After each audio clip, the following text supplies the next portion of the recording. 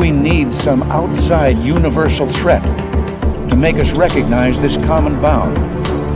I occasionally think how quickly our differences worldwide would vanish if we were facing an alien threat from outside this world.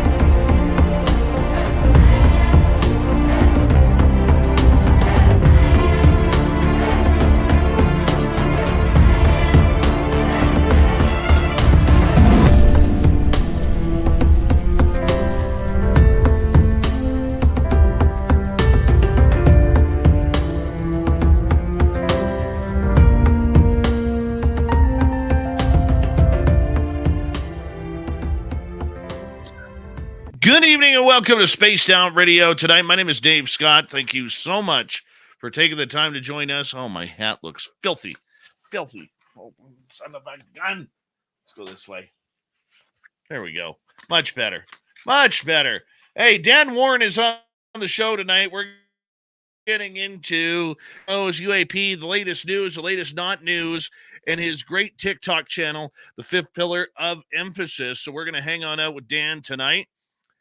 Dirty Fylth is here. He's going to draw a cartoon, and we love it when the Dirty Fylth is here. And all of you are here so far.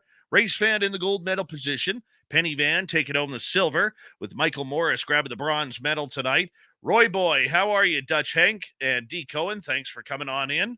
As we continue on with the roll call, there's Samantha Hazelwood Gray and Brown Dwarf. Good to have you here. Chris Mo and Obi Flett. Chris Mo will be signing autographs after the show. Line up to the left of the studio. To the left of the studio, he only signs in Austrian. That's it. No other language. Andrew, how you doing, buddy? Good to see you. And Human Carl, thank you for your wonderful service. Former vet of the United States Air Force. We love you, Human Carl. Thank you for your great service and love of this show. Here we go. Tracy Scott, good morning in the UK. And Lisa C., nice to see you. There he is from Pattaya, Sweden. He's starting on defense. Number 31, Lars Jansson. There he is. Probably plays for the Canucks, too, because they're full of Swedes. John Swan, nice to have you here. Paramarv, thanks for coming on in.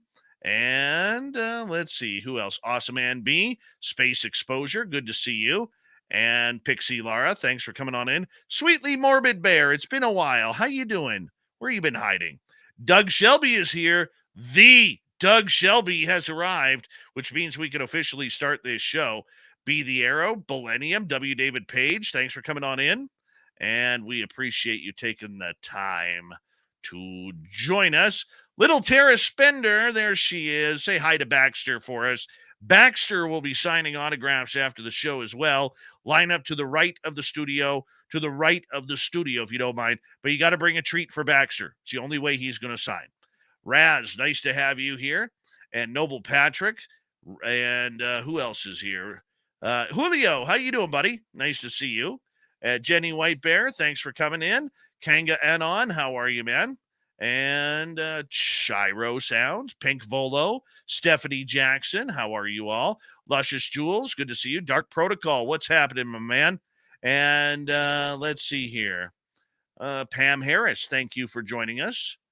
And Skip to Malou has returned. We love you. Dirt Road, thanks for coming on in. Hi, Awesome Man Palmer. Dick Daigle is here. Yep, former first-round pick in the NHL. Do not call him a bust. Hold on. Hello?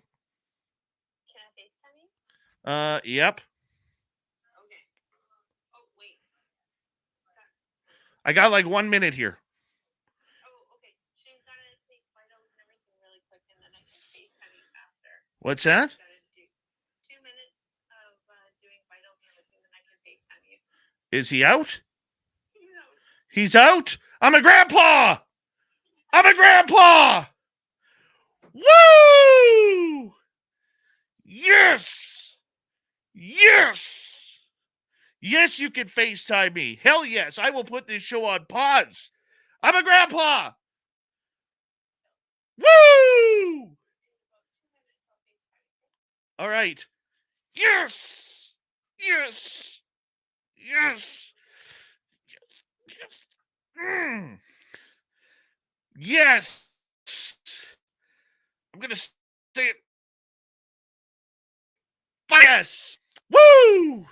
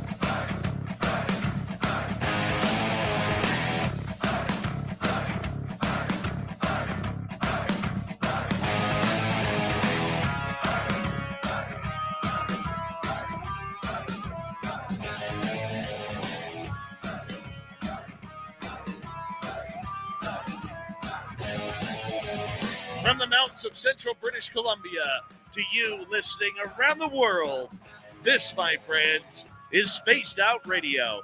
I am your host, Grandpa Dave Scott. And I don't even know what the hell to say. I literally just found out a minute ago that my daughter has given birth to my grandson. I am pumped right up. But thank you so much for joining us tonight.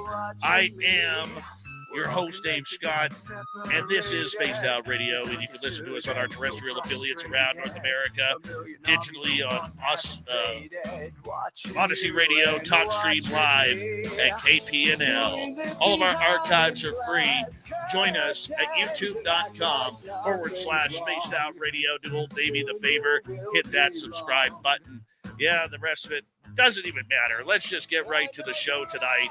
I can't concentrate right now.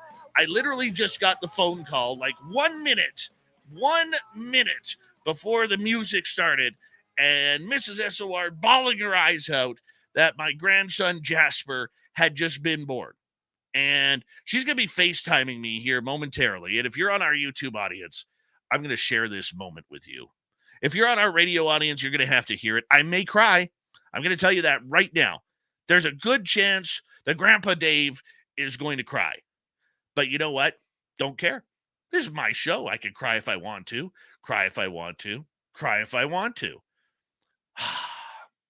November 23rd. What a great day. It's one of the best days ever in my life. So here we go.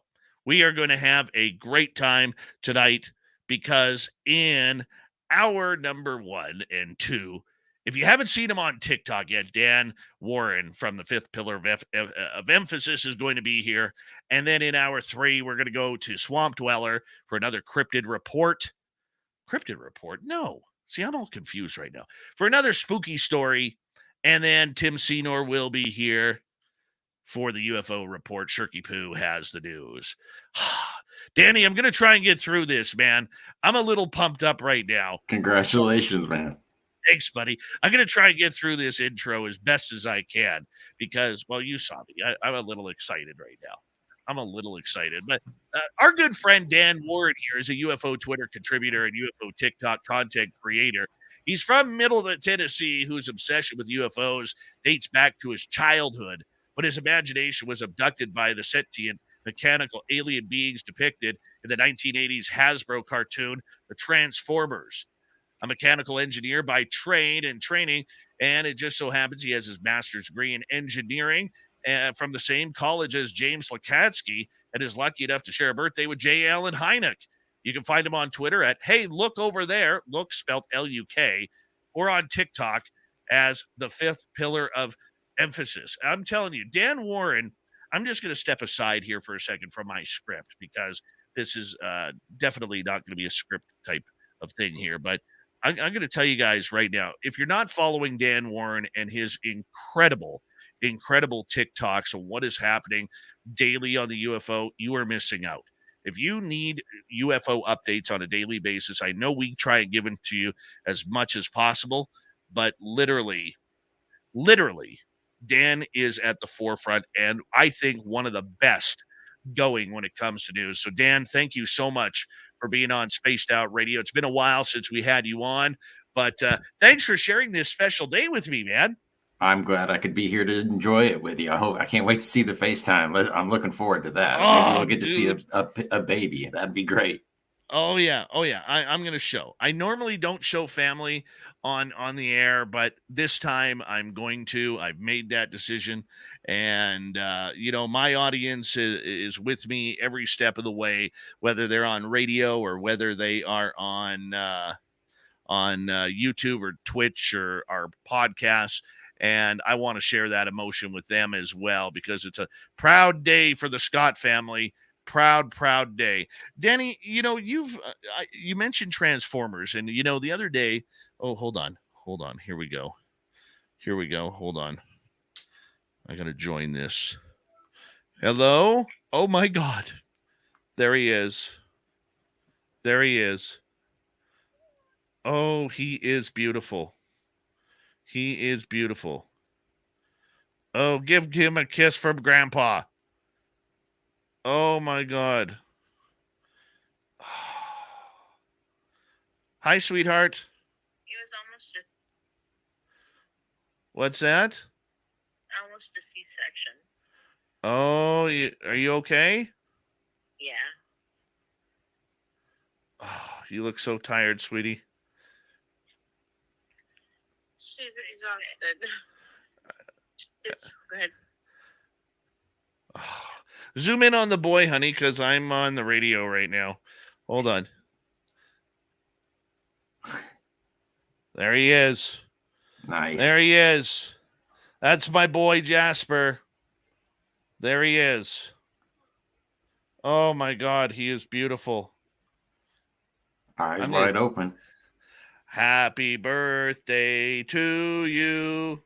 Happy birthday to you.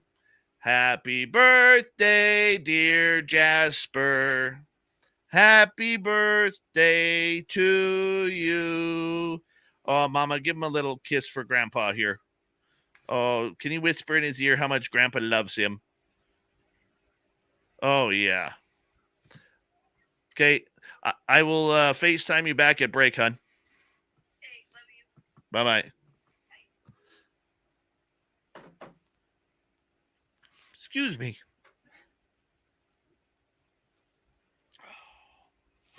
For those of you that are listening and not watching, Dave's having a moment, and I am. He's earned it. It's taken him close to 50 years to get to this point. So congratulations, Dave.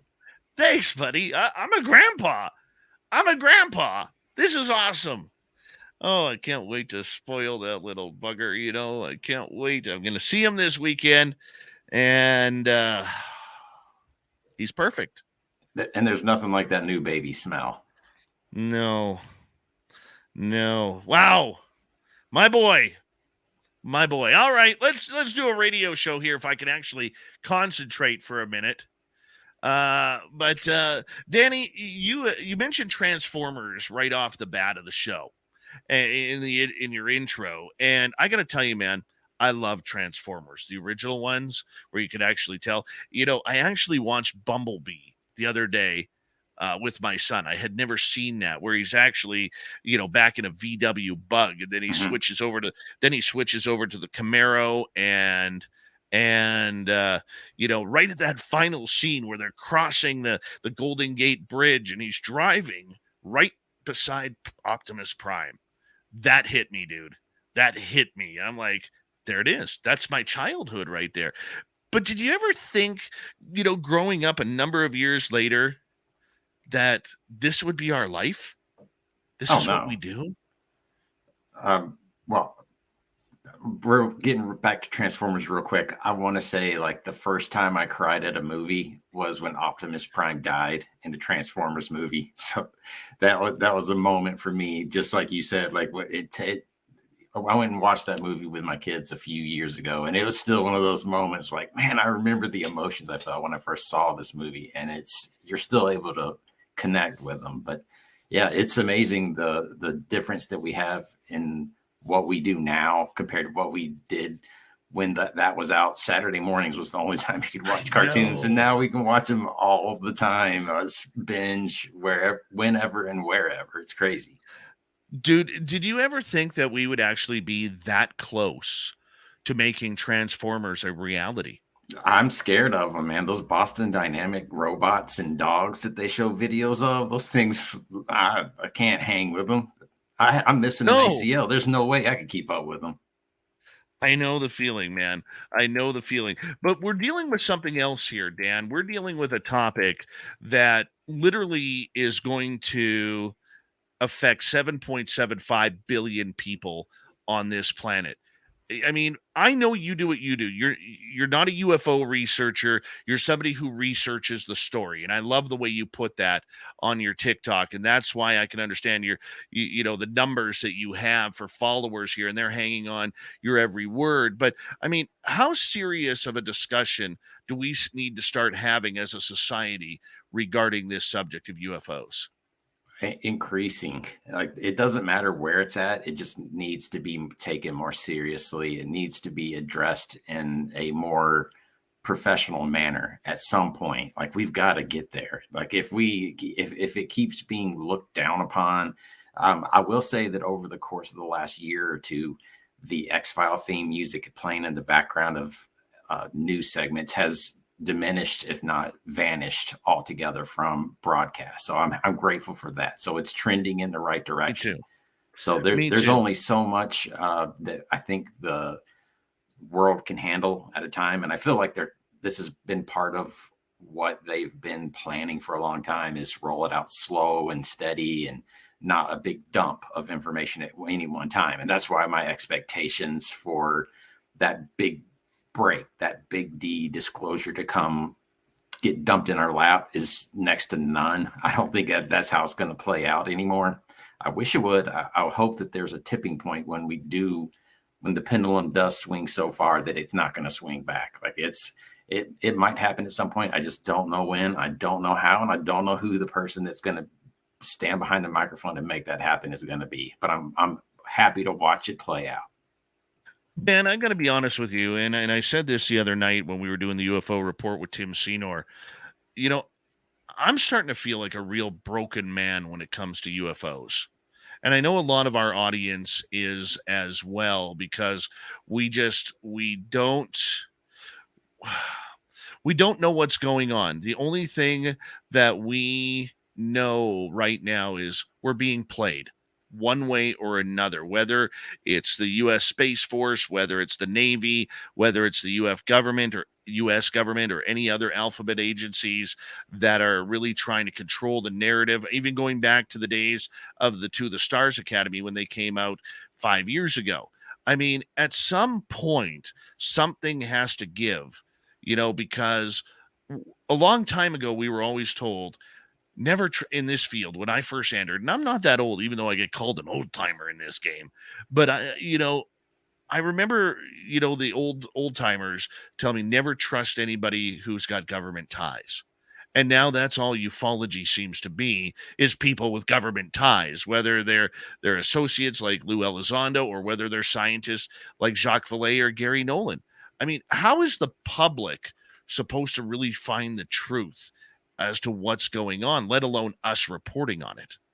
I guess this is when we need to turn collectively and look at James Fox and say, what's your next project going to be? That guy's doing the footwork. That guy's doing the leg work. That guy's doing a lot of heavy lifting and getting it in front of a lot of eyes. So that's someone that, in my opinion, that's moving in the right direction. Ben Hansen's another guy that's actually actively investigating sightings from pilots and people outside of the military. They do have a government tie. They're, of course, tied in with the FAA, but they're not sworn to secrecy. They don't have top secret clearances that the government employees that we have heard so much from recently have. So I think that's where the change is going to come, is when it starts to become a civilian led effort. And I'm trying to do my part to get more civilians aware of what's going on around us. So hopefully that'll help get the momentum started and keep it going.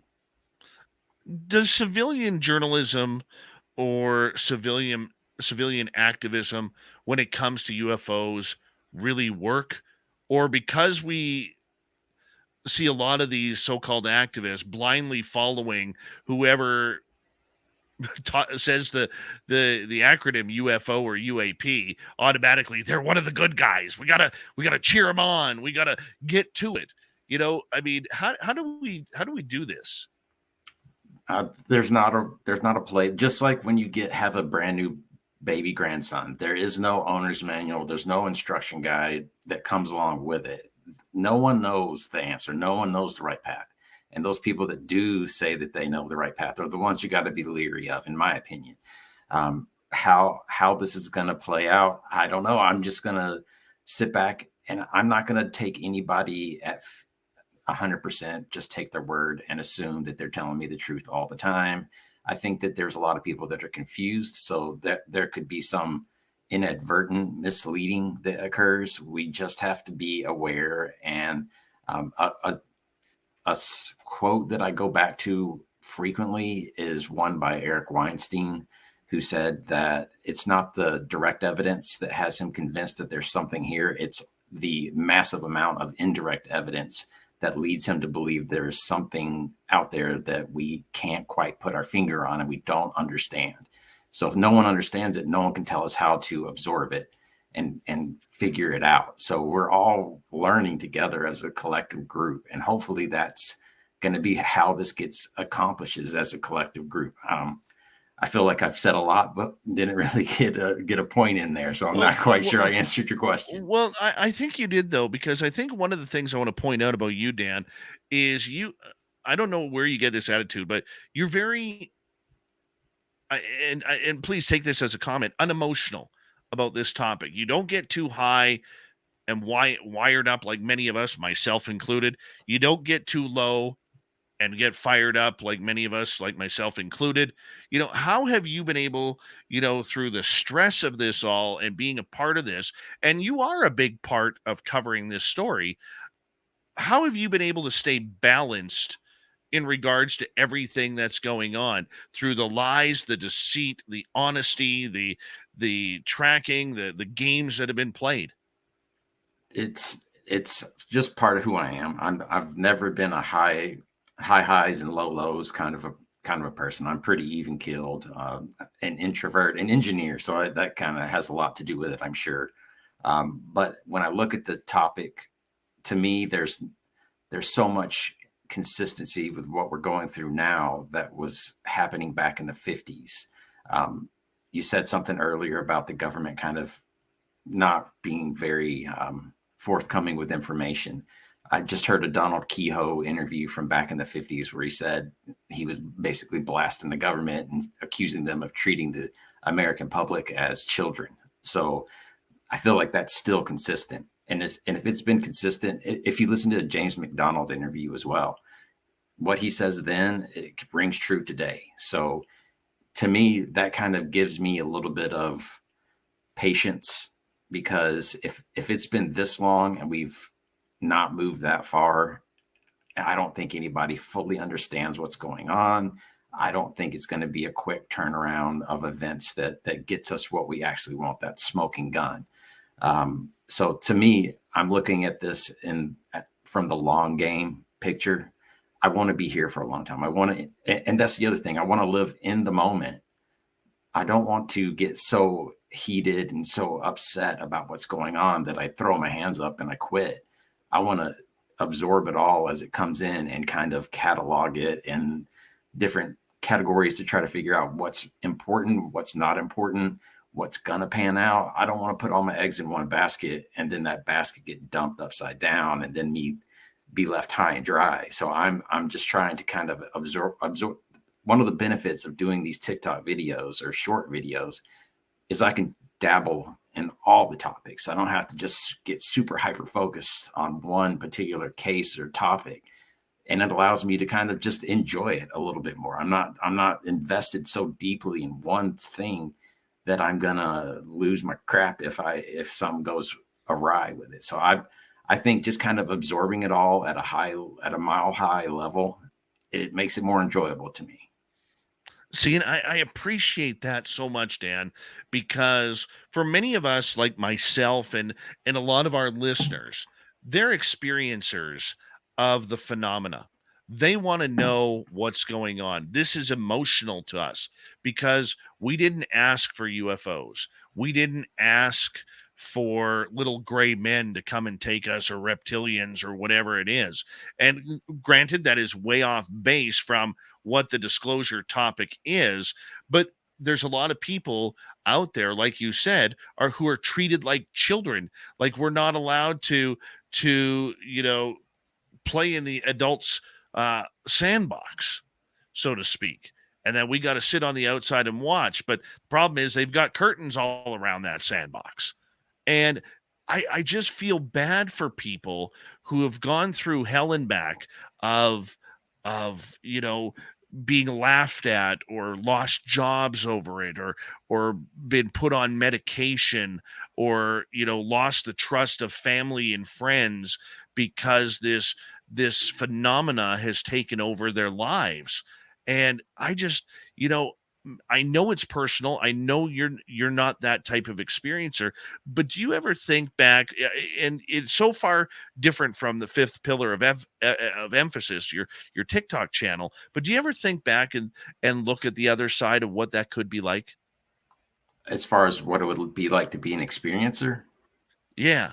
Oh, heck yeah. Like, I mean, I have often told people, I don't know what it is about the people that are experiencers that I'll say made them get selected. I don't know a better way to phrase that.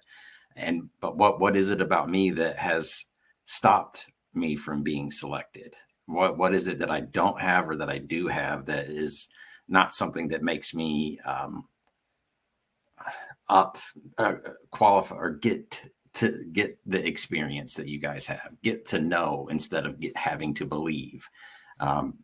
I think about that often. I've thought about that many a night staring at the ceiling of my bedroom with the lights off. So I feel like it's also one of those things that you can't understand it until you've gone through it.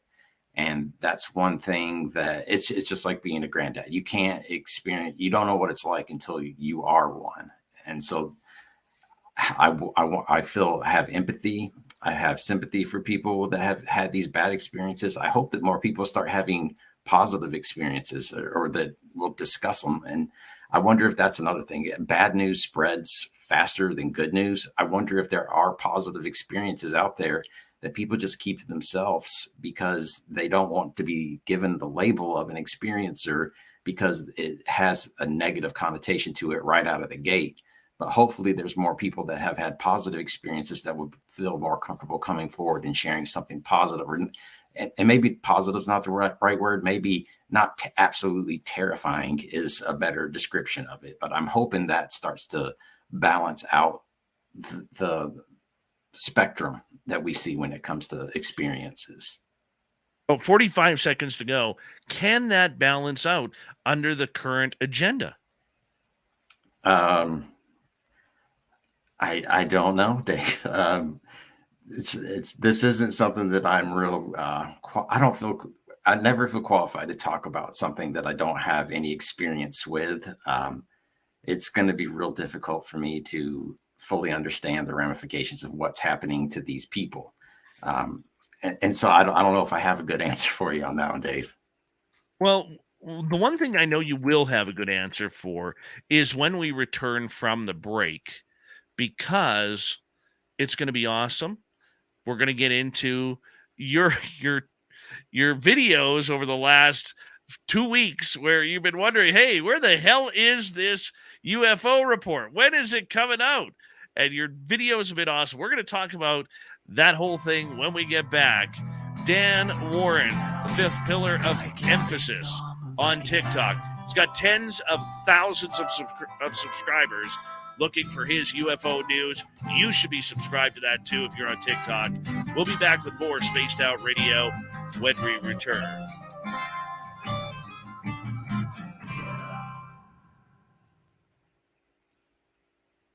All right, Dirty Filth, I'm going to turn this over to you. Dan, you're still mic'd up. Okay. I just got to go check on my boy and call my wife here.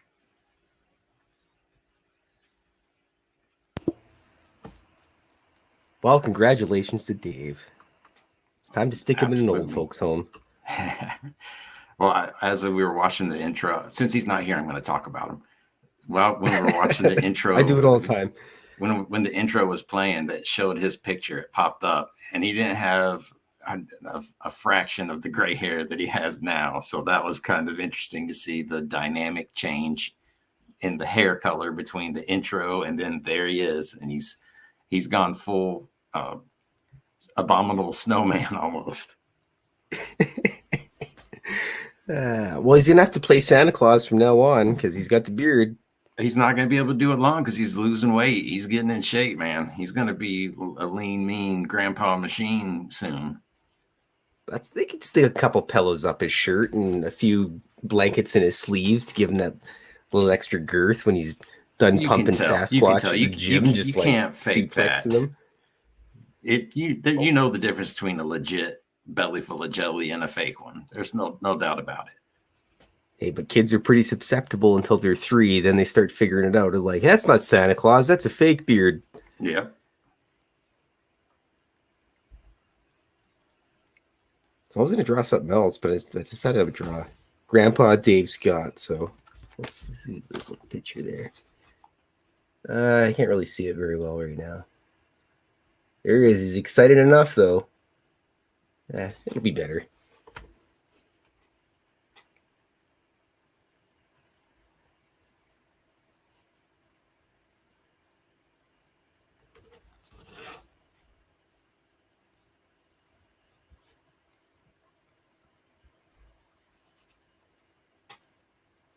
All right. Yeah. Now that I think about it, happy Thanksgiving Day to everybody that's on the Eastern time zone.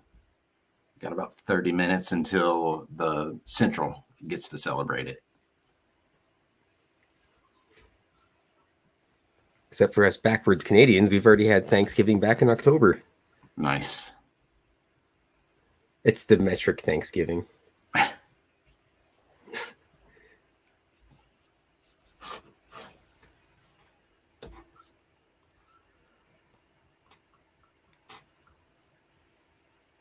Yes, thanks. Happy Thanksgiving to all my American pals out there. I got a couple of them. Grant Baker, if you're listening.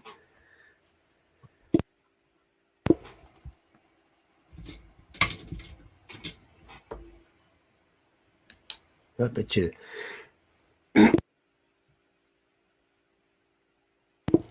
Excuse me. I bet Dave's just wiping tears away right now, and he's just got a big grin on his face, and there he is yelling away.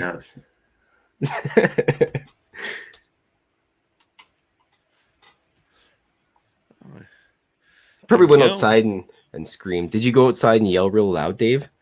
No, I just had a moment.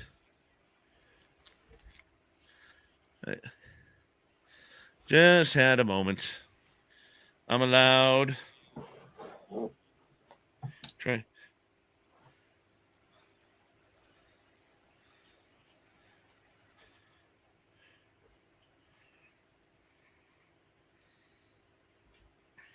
So everything's all good, Dave?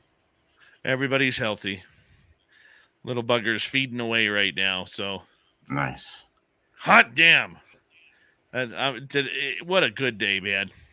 What a good day.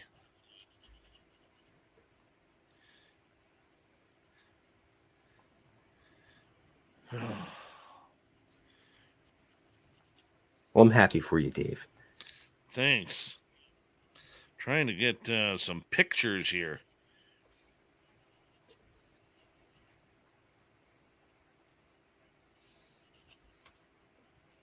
Tracy Scott just pointed out that you need to let your son know that he's an uncle now. That's a pretty good observation. Did you wake him up yet? He wasn't sleeping. So, awesome. So he got to see him. I went upstairs and I FaceTimed the family. And so he had his arms up. Yeah, I'm an uncle now. Sweet. Yes, you are, big nuts. All right. You body check him for good measure? No, but I can tell you right now, I will be hammering the little baby into the wall just to toughen him up a little bit when I see him on the weekend. Absolutely. Got to get that soccer out early, man. You don't need those negative thoughts in life. All right, guys, here we go with the second half hour.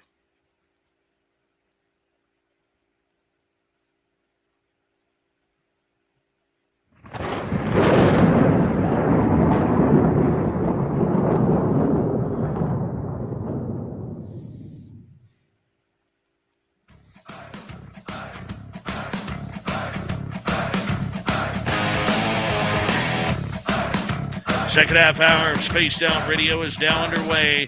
My name is Grandpa Dave Scott.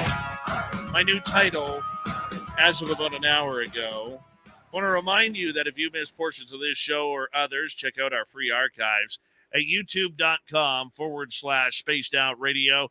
Do old Davey the favor, hit that subscribe button. Our website, spacedoutradio.com. We have a plethora of features for you, including Rocking Out to Bumblefoot, reading Shirky Poo's Newswire. Check out our swag as well. Follow us on Twitter at Spaced Out Radio, Instagram at Spaced Out Radio Show, and on TikTok at Spaced Out Radio. From the fifth pillar of emphasis on TikTok, one of the most popular UFO channels on the social media site, Dan Warren is here, and he is absolutely amazing when it comes to his information. And, you know, back on October 31st, we were supposed to have a report come on out on UFOs, the latest update. But guess what? It didn't happen. And it still hasn't happened. So Dan has put this comedic run of videos together, waiting for the report. Dan, thank you so much for joining us. And I have to tell you, man, I watch you every day, and you have been cracking me up with some of the videos and everything that you have been doing, man. I mean, that's a lot of heart and determination. That was digging deep into the well of creativity, trying to come up with that many things to try to make videos about, of waiting around. It's kind of the Seinfeld take on UFO news, is I'm trying to make a video about nothing happening. So that was the intent for those videos. Well, I mean, you've made a whole lot of nothing, though, and it's been very entertaining, and I got to admit, I've had some laughs in regards to it, but there is a serious side to this. Why do you think that latest UFO report has not come out yet? And, you know, we're now almost a month into this, and we're still waiting, and now we're hearing reports, Dan, that we could be waiting until spring. It's ridiculous, man. It's just so infuriating. Like the first report came out the day of the due date. So it was like everyone was basically, the mold was set. We were expecting it to be delivered the day that it was due, just like it was before, if not earlier. And we got rumors that it was going to be released earlier. And the New York Times covered it and said, here's what's going to be in the report. And then it didn't show up. So it was like, they dangled a carrot in front of us and then yanked it away. So that made it a tough pill to swallow on the 31st. And then it has started to just drag on and on and on. And the responses from the Department of Defense, when reporters are asking for updates about it, I don't know if you've caught any of those. I think there've been 2 or 3 of them where they basically said, well, I'm not going to talk about it until it's released. I don't know where it's at. We'll have to get a hold of the ODNI to give you any information. No one's willing to even say, we think it's going to be X amount of days or weeks late. It's all of us speculating amongst each other when it's going to be dropped. I was hoping it was going to be dropped this afternoon, that they were going to try to bury it on the Thanksgiving weekend and it would be lost in that news cycle, but it didn't. So there's no telling when it's going to be dropped. If it's next spring, I don't know what I'm going to do, man. That's too long. That's something's up. Like, and it not dropping, I feel like communicates more, or not dropping is a form of communication. Sometimes it's the silence that speaks the loudest. So whatever the reason is, I don't know, but I think that there's guys in the community that are going to figure it out on the back end. And that's when this wait is going to be worthwhile, is when people like John Greenwald of the Black Vault find out exactly why the report was so late, what was happening. And then that gets put in front of everybody, and we can figure out what they were doing, what kind of shenanigans or difficulties that they were having. Well, I mean, how could there be difficulties? It's a report. I mean, it's written down. The evidence is there. They knew they had a timeline of when they had to get it on out. Maybe instead of worrying about acronyms from UAPTF to Arrow to Oro or Oreo cookies and cream or whatever they want to call it, I mean, how about we worry about getting some cases in front? To me, and this is my opinion, is they're trying to backdoor this subject again. They don't want it to come out, and they are fighting internally. Whereas the government is saying, hey, you got to give us some stuff here.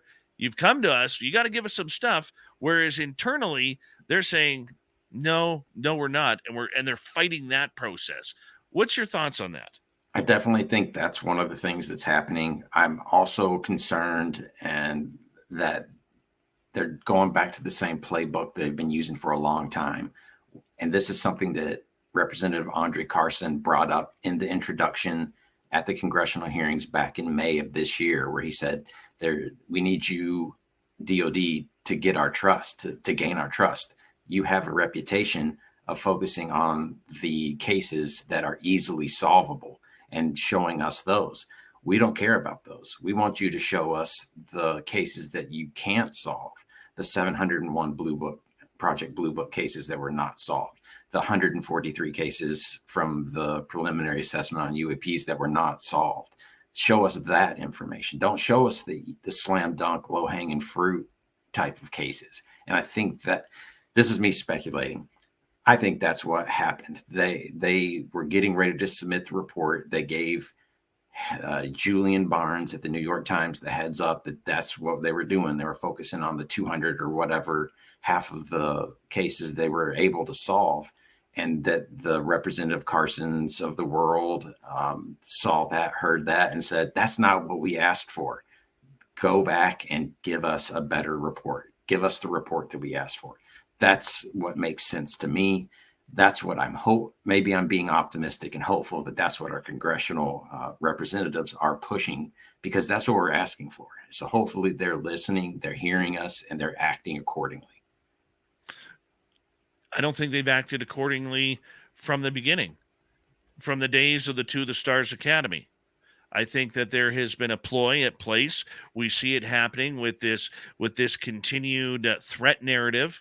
I mean, now we're back to China again, when just a year ago, Elizondo and Chris Mellon both come out and say, this isn't China, this isn't Russia, this isn't a human adversary.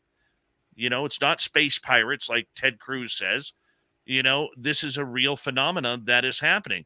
And now you look at the news today, we're back to China again, because there's a big emphasis on what's going on there.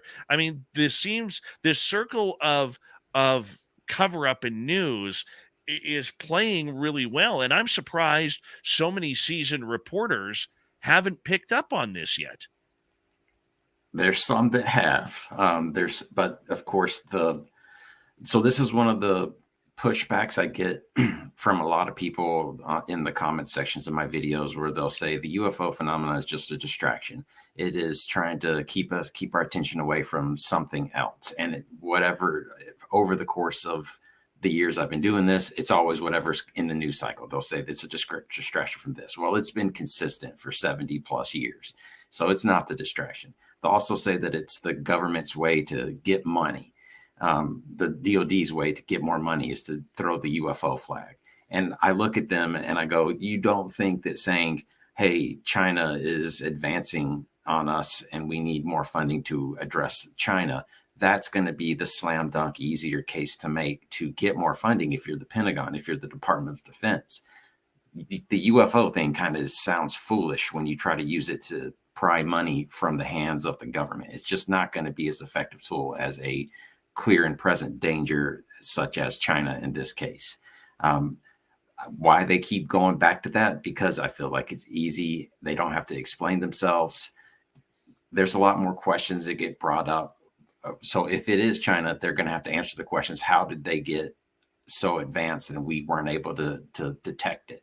But that's not as hard as a question to answer as So there are something flying around that is a non-human intelligence that you've known about for 75 years. Why haven't you told us for the last 75 years? There's so many more questions that come up as a result of the cover-up. It's not the crime, it's the cover-up in this case that I think they fear. Absolutely.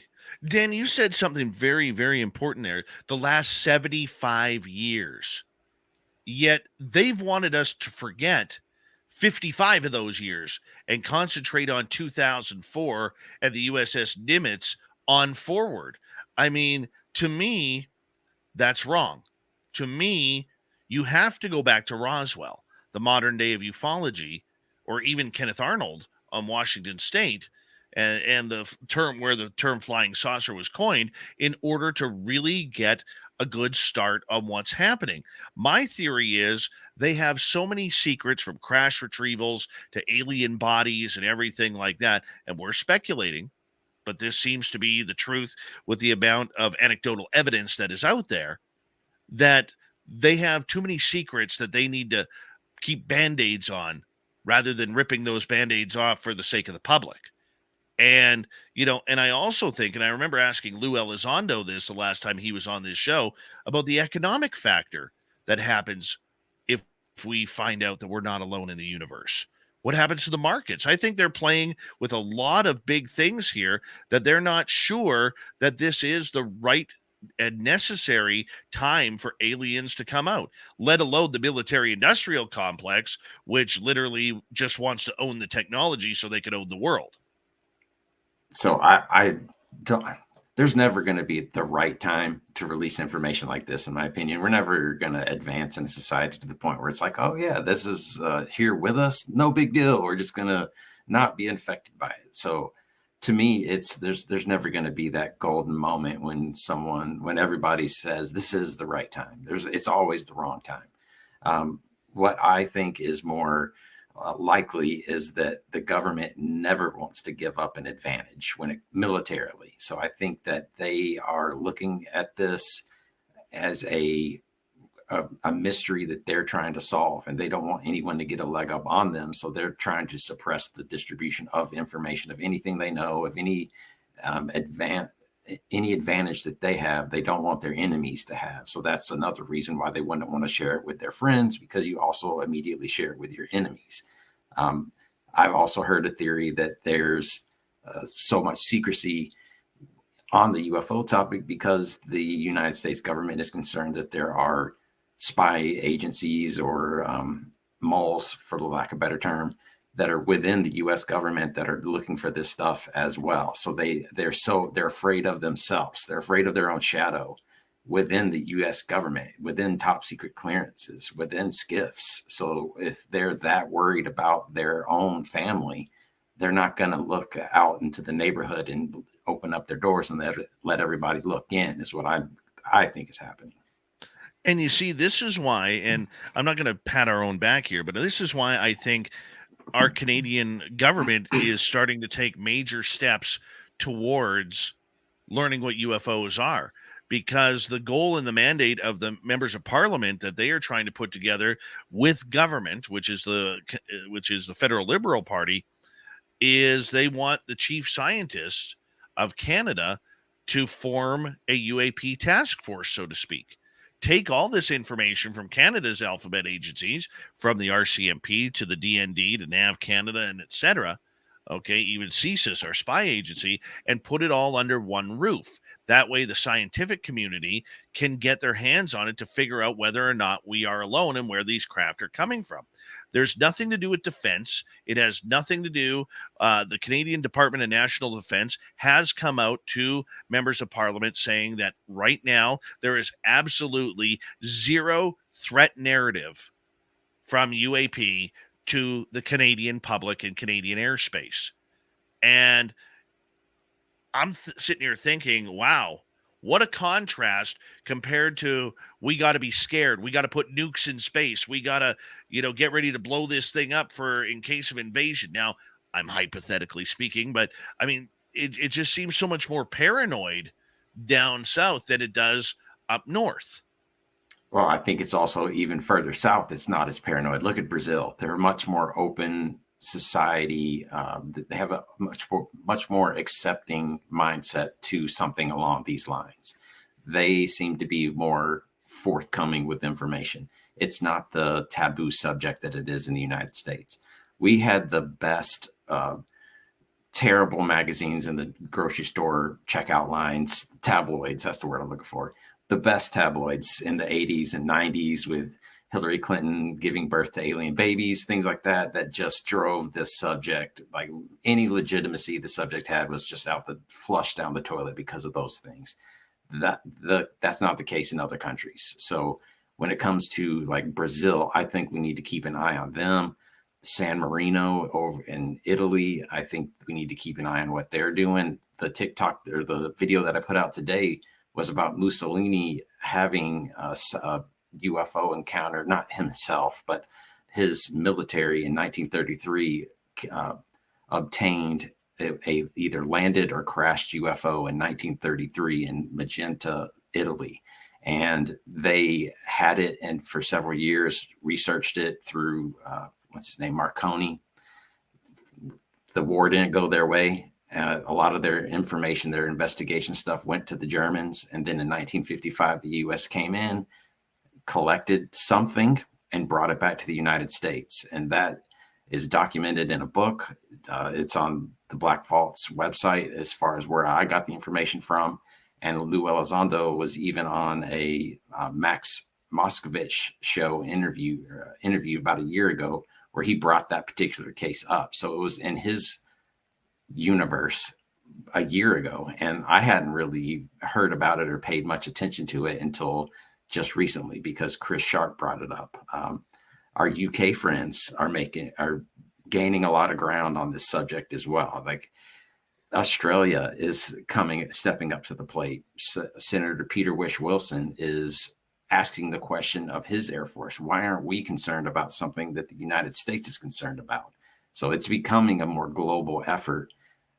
The big tent in the pole is the United States government, unfortunately, who is the most reluctant government that seems to be associated with this topic.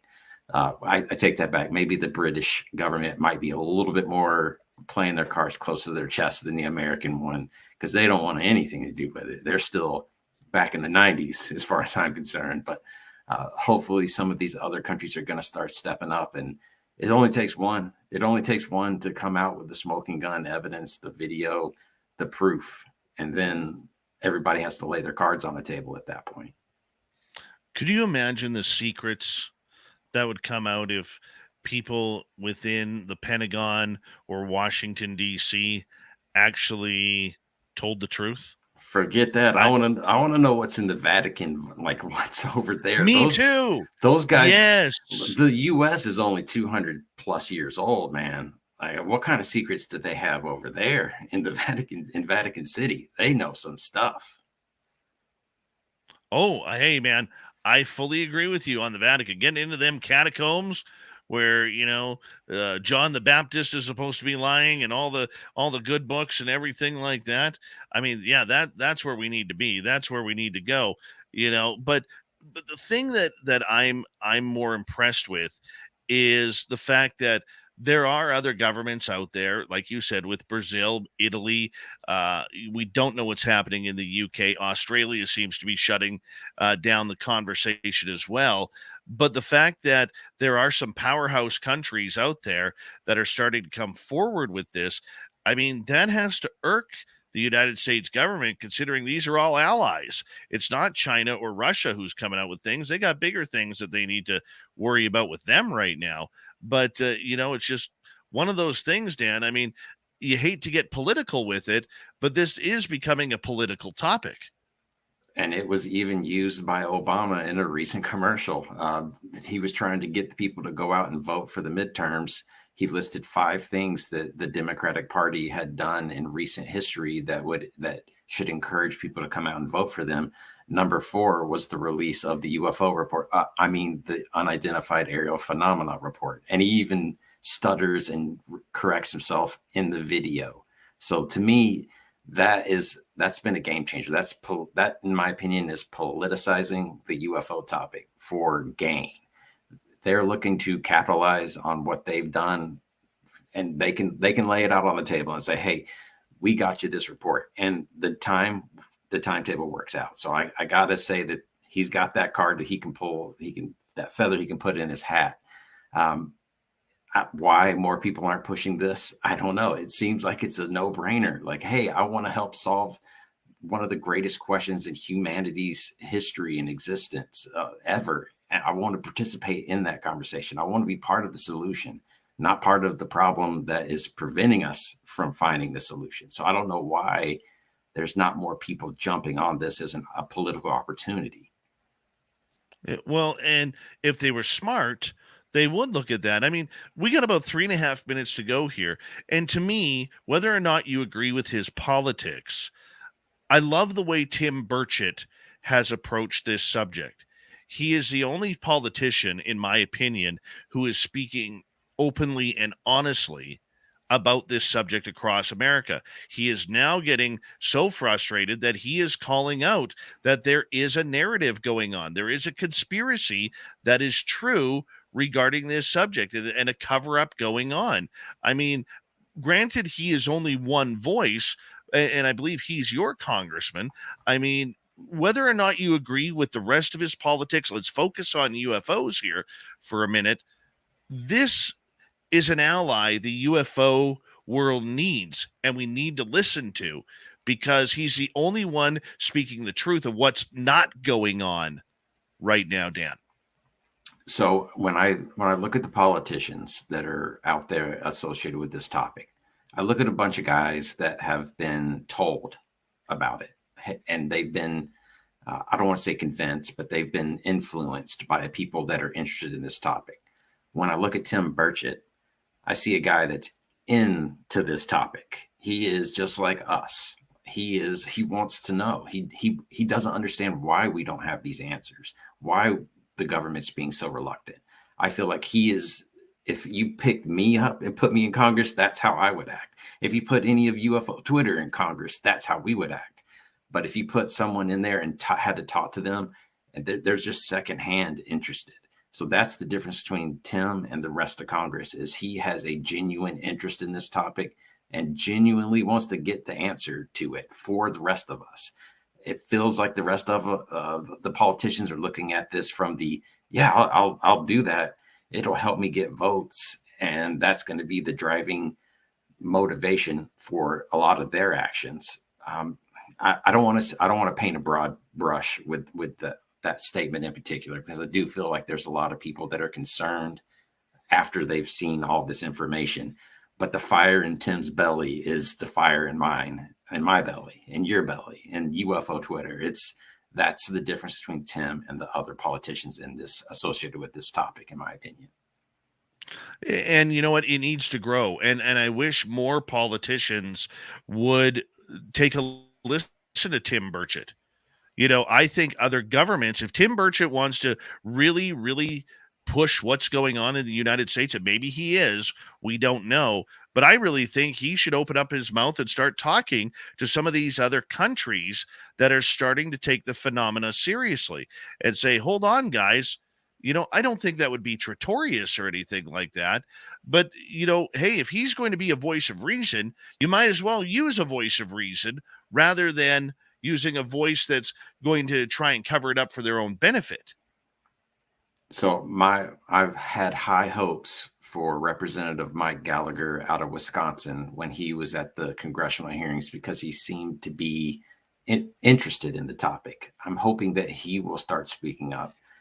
So that Tim's not the only voice. It's hard to be that guy that is speaking so loudly because everyone listens to you, and you know how it is. You get a lot more hate than you do love when you are trying to say something that's not popular. So I'm hoping that Mike Gallagher and the rest start to team up. Well, I hope they start listening to what's going on with the real researchers out there, like you, like me, like many in our audience. Dan Warren from the Fifth Pillar of Emphasis on TikTok, talking UFOs. When we come back, we're going to get Dan's opinion on the joke around here that we call NASA. Next on Spaced Out Radio. All right, Dirty Fylth, going to turn it over to you again. And Dan, I'm just going to step away here for a minute and check on my son here because I know he's excited. He's probably woke himself up after last half hour. I'll be right back, guys. All right, I'm going to step away and grab some water. I'll be right back.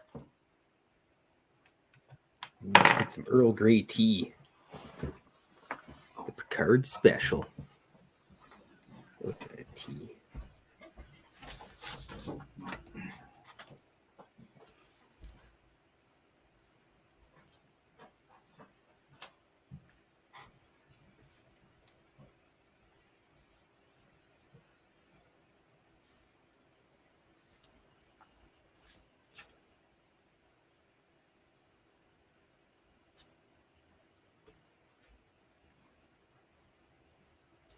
Here we have a picture of Dave Scott celebrating the fact that he's old. He's going to have to go to old folks' home now, and they have to go there and call him Grandpa.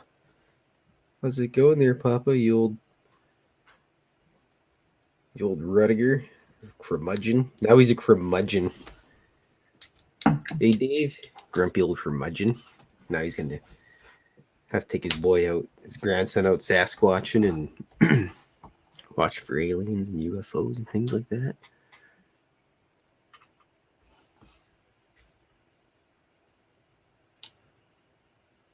Actually, back in the day, if I remember correctly, it was 6:30 Ched used to play Coast to Coast AM.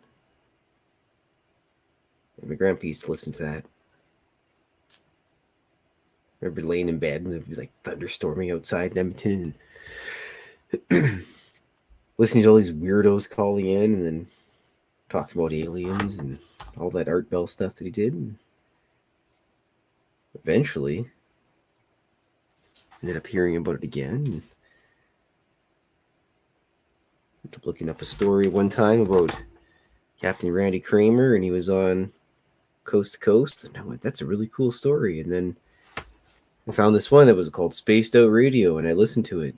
It turned out it was BC Boy that was doing it, and then started listening to that, and then I gave Dave a drawing once, and I think I've already rambled about this, and now look at me, drawing cartoons on the show, rambling about whatever, being interviewed by the lady the other day about ghosts.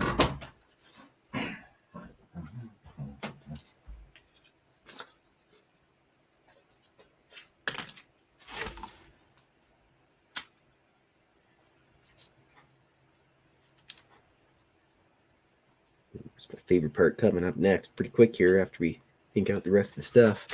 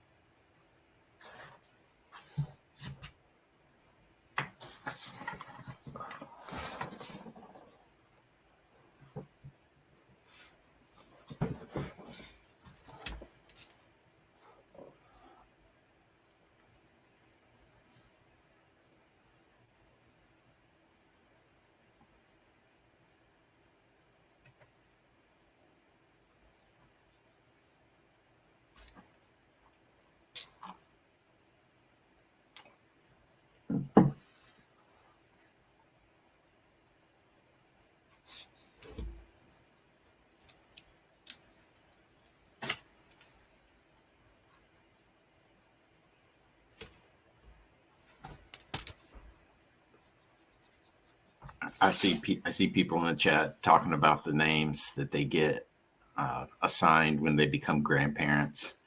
Mimi to her 6. That's a pretty good name. My mother-in-law is Nani because her grandmother was Nani as well. My kids call my parents Bad Mama and Bad Daddy because I have a niece that wasn't able to say granddaddy and grandmama. So she would say bad mama, bad daddy, and that's stuck. So that's been going on for, shoot, she can drive a car now. Now that I think about it, 16 years we've been saying that. That is awesome. My grandson was born at 8:36 p.m. Pacific. Nice. So, yeah. And they still have not weighed him or measured him because at the hospital they're very much into the skin-to-skin contact. And so we don't know his weight or anything just yet, or his length. But he's very happy and very hungry. So it's pretty cool, man. Pretty cool. What a great day. What a great day. Those ingredients make for a quick at home. My first one, it took a week to get her home, but my second one was out of the hospital within 2 days. So yours should be gone in about 2 days, it sounds like. Absolutely. And I'm pumped up. Big thank you tonight to Cat Chaser, Lara, Tracy, Stephen, and Tim for the amazing super chats tonight. Thank you so much for your love and support of Spaced Out Radio. Hi, Angela Krause. How are you? Good to see you. Yes, he has a full head of hair. Here comes our number 2. You're listening to Spaced Out Radio with Dave Scott. Follow Dave on Twitter at Spaced Out Radio and on Facebook, Spaced Out Radio Show. Hour number 2 of Spaced Out Radio is now underway. My name is Dave Scott.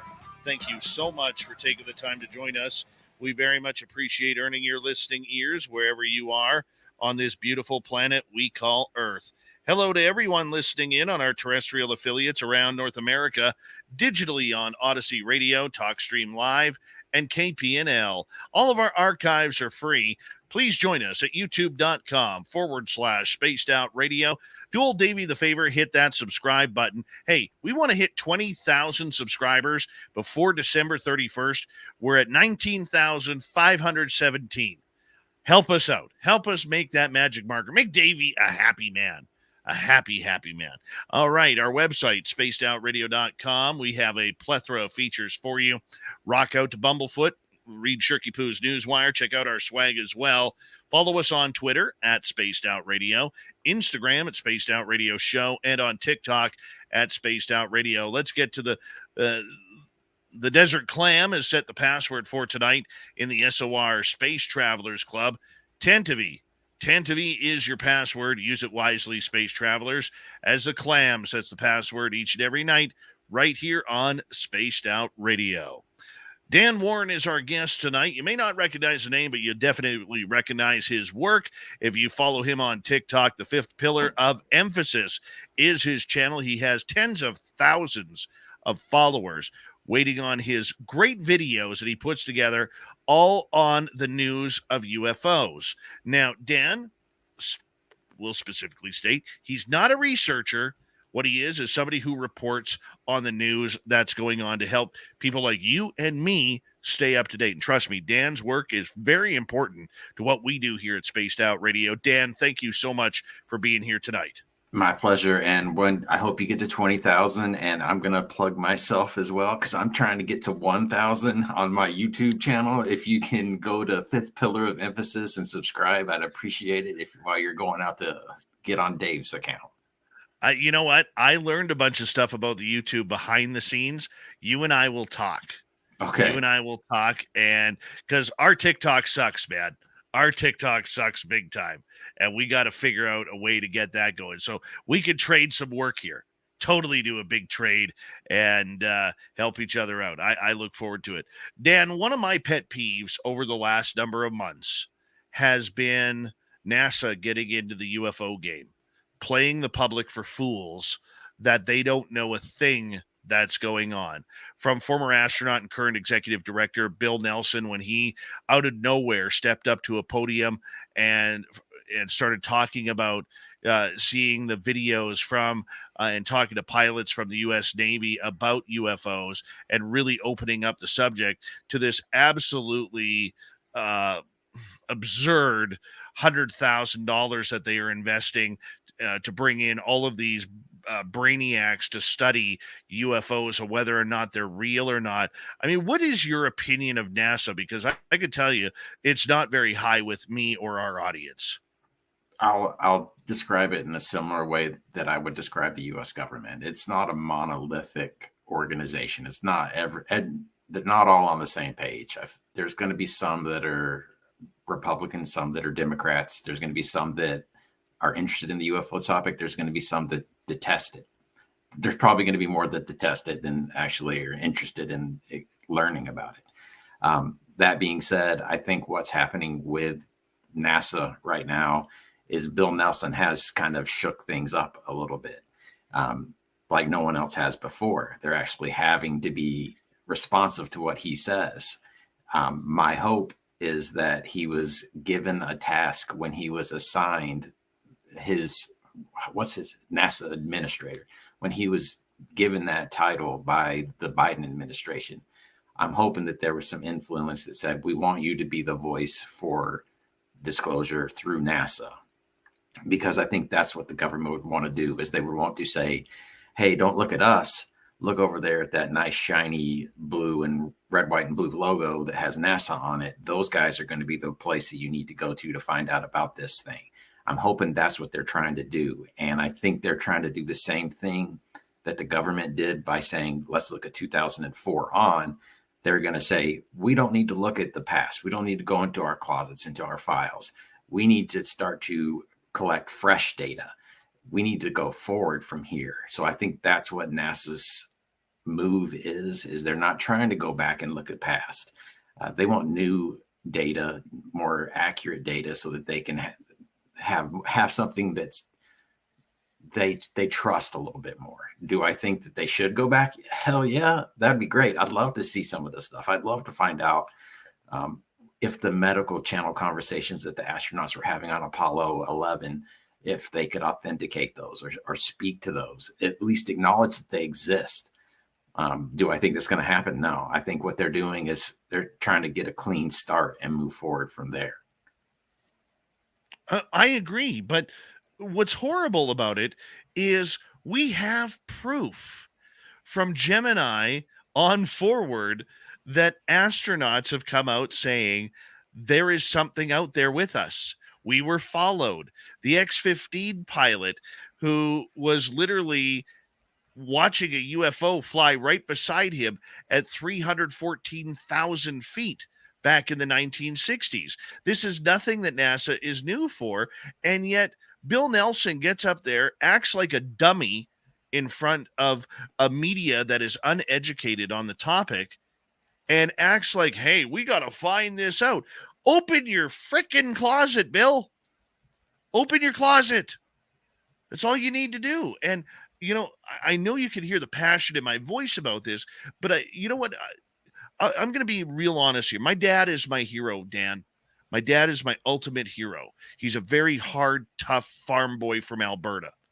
Okay. And if you knew what I was talking about being Canadian, it would be like, you know, a big, strong farmer from Texas or somebody like that. That's my dad. Okay. You know, there's no crying in baseball is pretty much the theme. But the one thing that my dad did when I was growing up, okay, is and we've talked about this and we're quite over it, but he used to call me stupid when I was a kid. And the word stupid is a trigger point for me. You want to see me get mad, go to 0 to 100 in a minute, call me stupid. Right. But I mean it not like, oh, you're being stupid or whatever. That doesn't bother me. But call me stupid. And the point that I'm getting at is this. When I hear Bill Nelson talk regarding NASA, it reminds me of my father calling me stupid. And I don't like it. I don't like the idea that these people are treating us like we're fools, like we're idiots. And to me, it's a triggering point because they know. We know they know. We have recordings. Darcy Weir just did a great documentary on NASA's secret space UFOs, astronaut story from Gemini on up, just to before Apollo. And there is videotape and audio tape of the astronauts and the pilots talking and recorded about these flying objects that are beside them. And I can't figure out how the mainstream media doesn't pick up on this, or even UFO Twitter. Well, I see all these so-called activists out there, cheering on NASA. Go NASA. Let's get this done. Thanks for coming to the party. We need you. And I'm sitting here thinking, are you stupid? Using that phrase again. Because NASA thinks I'm stupid. NASA thinks you're stupid. Maybe that's getting a little too personal, Dan, but I'm curious your thoughts. No, I think you're hitting the nail on the head. They're wanting to forget the past. That's what I think is happening before our eyes. Is they're just going, if we ignore it long enough and we give them something shiny and new to look at, they won't want to look in these closets and these files anymore. That Darcy guy will go away finally if we give them something shiny and new to focus on. So I think there is a distraction aspect to what's going on. As far as the actual team that they're putting together, I don't think there's any information of any value that's coming out of that. My understanding of that is a scope assessment. They're basically going to look at, hey, what data do we collect? What data should we collect? Can we collect? How do we compile it? I don't think there's going to be anything the public's going to see of any value that comes out of that. And so my expectations are zero for it. I think that's going to be used as hey, we looked at it and it's going to cost us this many millions of dollars to do anything else.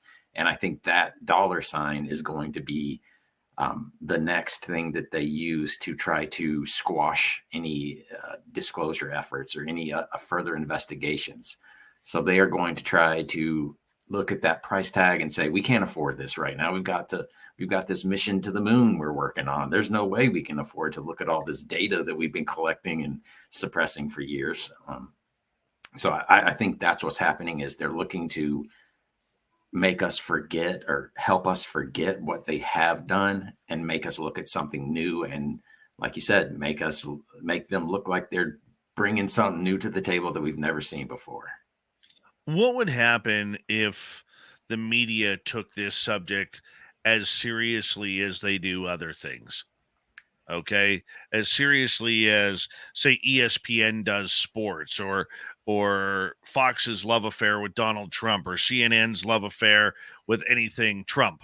I mean, let's talk about this for a minute. What would happen if the United States mainstream media actually took this subject seriously? I know we have serious reporters looking in on it, but I don't think those reporters are asking, from a journalist myself, are asking the proper questions. What questions need to be answered for these stories to get out? So I think the problem that we have to overcome is people want to be distracted with I'm going to use the word, want to be distracted with stupid stuff. I looked it up. I was going to make a video about this. Like, why is it that the UFO topic gets such little coverage, that we're such a small group of people that are hyper focused on this topic? When you go to ESPN, you can get ESPN 8, not 1, 2, Deportes or whatever. ESPN 8. It's got like cornhole, darts. It's got all these things. I love playing all of those things. Watching professional cornhole players ranks higher on the priority list of the world's attention span than the greatest mystery of human history. It boggles the mind, in my opinion. What do I think that if the media did start taking this serious, then it would force people to be more critical thinkers. And we're a society of people that want stupid sells, basically.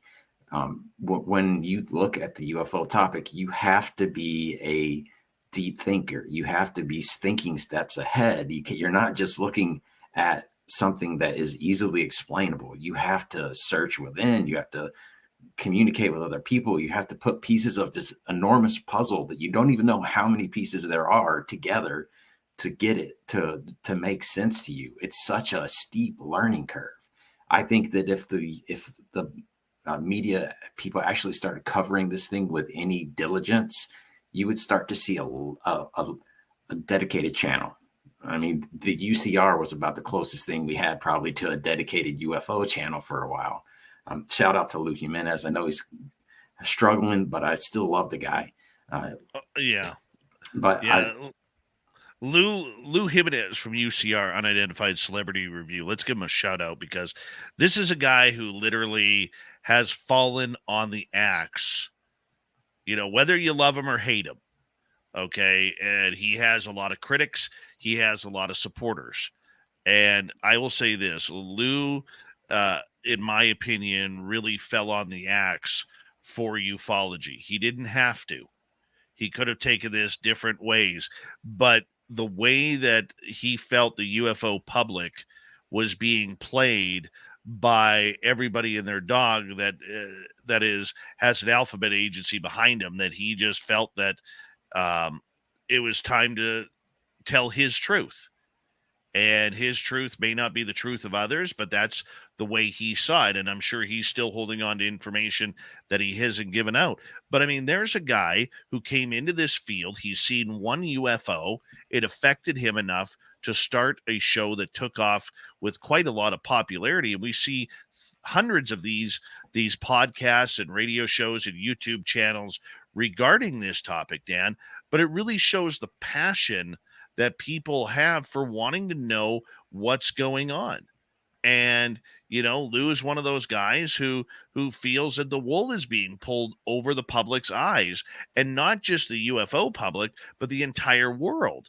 And, how do we as a UFO community, which is divided at the best of times, at war at the worst, okay, how do we come together as a community to try and bring this information, to the forefront? Because right now what's happening is not working. There's not going to ever be a kumbaya moment in UFO history as far as across the board unity and everybody holding hands. Like, it's just not going to happen. We're human beings. One of my favorite quotes is a Jeremy McGowan quote, who says the UFO phenomena isn't about extraterrestrials. It's about humanity's experience amongst the UFO phenomena. And I'm not quoting it word for word, but excuse me, that comment spoke to me, because it's basically saying, hey, this is us, guys. This is our story. We're humans. We want to have we're writing our own human history right now. We're going to be impacted by whatever it is that's engaging with us, but this is us. This is on us. We need to take this and hold this for ourselves and deal with it. That being said, we're never going to all agree on anything. We're a spectrum of personalities, just like everything else. Pushing this forward, we have to. It's going to be hard for me to say we have to stop nitpicking each other, because that is a peer review process, in my opinion. Like, I post my videos on TikTok to communicate information to a new audience. I post my videos on Twitter to get feedback from people that are just as well informed on this topic as I am. So for us as a UFO Twitter community, or UFO community in general, we have to start putting more effort into what we produce. Not try to knock each other off pedestals. We don't need to put people on pedestals, but we need to be internalizing our efforts and focusing on what we do best. And that's, like you mentioned earlier, how am I staying so even keeled throughout this process? Because I'm looking at what I find interesting, and I'm digging into it. I'm doing my research. I'm making my videos about it. I'm trying to educate people on it. And I'm not trying to put all my eggs in someone else's cart. I'm doing my own thing, hoping that it helps the abundance of information that's out there, trying to simplify that. Maybe that's the direction we need to do. We need to try to simplify the discussion, break it down into a level where the general public can start to consume it at a faster clip, to where it's a little bit more marketable. We have to, at some point, have a marketing aspect to this, or else we're never going to move forward. That's where James Fox is helping us out with that, though. Very true. But I want to ask you a very tough question. What is proof? When it comes to UFOs, what is proof? Because for some reason, the only proof that we're allowed to have now has to come from the government, whether it's videos of blurry images of objects that are flying in the sky, which we're trying to take them at their word that they are UFOs, whether it's still photos. Okay, we're only supposed to take military experiencers at their word, but people such as myself and others we're not supposed to pay attention to. We're not supposed to pay attention to the hardworking Joe and Jills out there who, are driving home in the middle of the night just to get back to their family and get into bed to spend few hours with their children before going back to work in the morning, who see something on that drive home that doesn't look like anything they've ever seen in the sky before, films it, gets torn to shreds by the UFO community. So my question to you is, with 3 minutes to go, what is proof in Dan Warren's world? So that discussion that you just had when you asked that question, if you replace the word UFO with Bigfoot, it would be the exact same conversation that people are having in the Bigfoot community as well. What is proof? There's hair, there's feet print, there's all kinds of different videos out there that everyone's going to dismiss. There's blob squatches as well. The same thing is true in the UFO community. No one's going to take anyone at their word. No one is going to, we need a body is what it boils down to. In my opinion, that's the proof. We need a craft. We need a body. That's proof. That's undeniable proof. A video at this point, I've stopped looking at a lot of videos because I think that CGI has advanced beyond my ability to recognize it. So there's nothing, or hoaxes. I don't want to be a fool for a hoax. I don't want to be taken in. I just have basically put those as anecdotal pieces of information. So when it comes to proof, it's going to happen to me, and I'll have my proof. My proof won't be proof to you guys. No one on this podcast is going to sit. If I had an experience tonight after I got off of here, it's not going to change anyone's mind. It's my proof. People are having that experience all around the world every day. At some point, the numbers could overwhelm the general population, and that's when we would start to sway the public's opinion on this topic. Or we can get a craft or a body, or we can have a communication that we can't deny. Those are the things that I think would be the proof that we need. They could make themselves known. Other than that, just like Bigfoot, we need a body. We do need a body for Bigfoot, even though I don't think we're ever going to get one. But do we need aliens then? Because if that UFO landed on the White House lawn, Dan, with 1 minute to go, I don't think the public is buying the story. I think they're going to say, well, there's another U.S. hoax. There's another false flag. There's another conspiratorial operation. Yeah. I get that in the comments every video I make. This guy's preparing us for Project Bluebeam. I'm in no way, shape, or form associated with Project Bluebeam, I assure you. But yeah, it's going to be so tough to have anything make it 100% clear to the population of the world that this is here, with the exception of them, in my opinion. If they decide to make their presence known, it's going to happen. It's going to be undeniable at that point. Man, if something landed on the White House lawn, though, I'm going to bite that hook. I'm going for it. They could be trying to fool us. That would be an incredible Super Bowl worthy moment for me, though. I totally believe you. Dan, we got you for another 30 minutes. Dan Warren on TikTok, Fifth Pillar of Emphasis. You want to subscribe to that channel and his YouTube channel under the same name. Make sure you check it on out. I've hit subscribe. You need to as well. Spaced Out Radio continues with UFO talk right after this.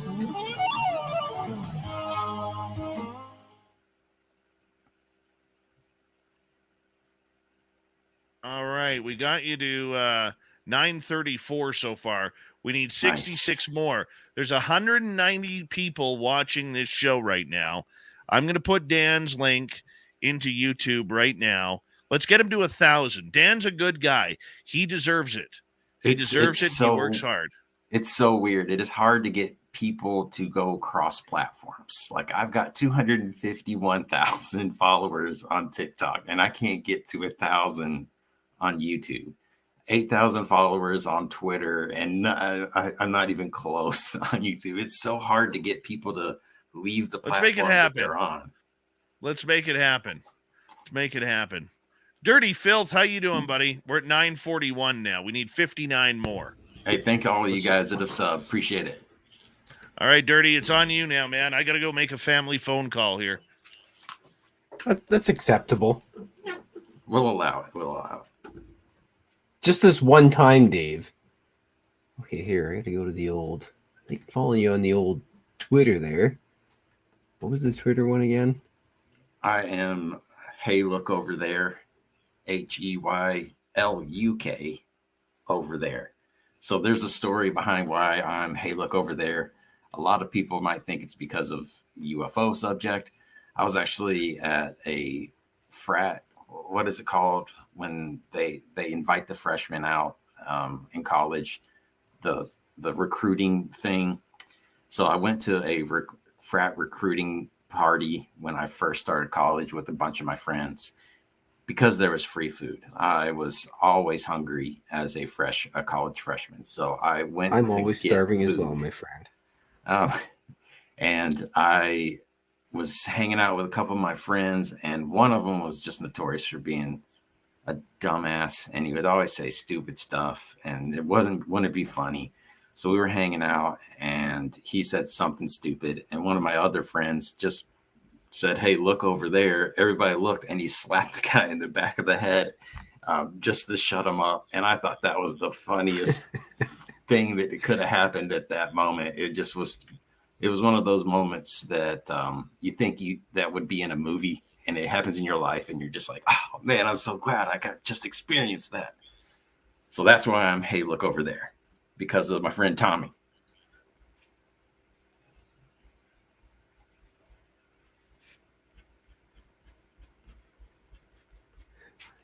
Vol Nation, all right, Jeremy Jones. I wish I had the dedication to follow college sports, because that is a full-time job, man. Those Woof, guys go Huskers. are dedicated.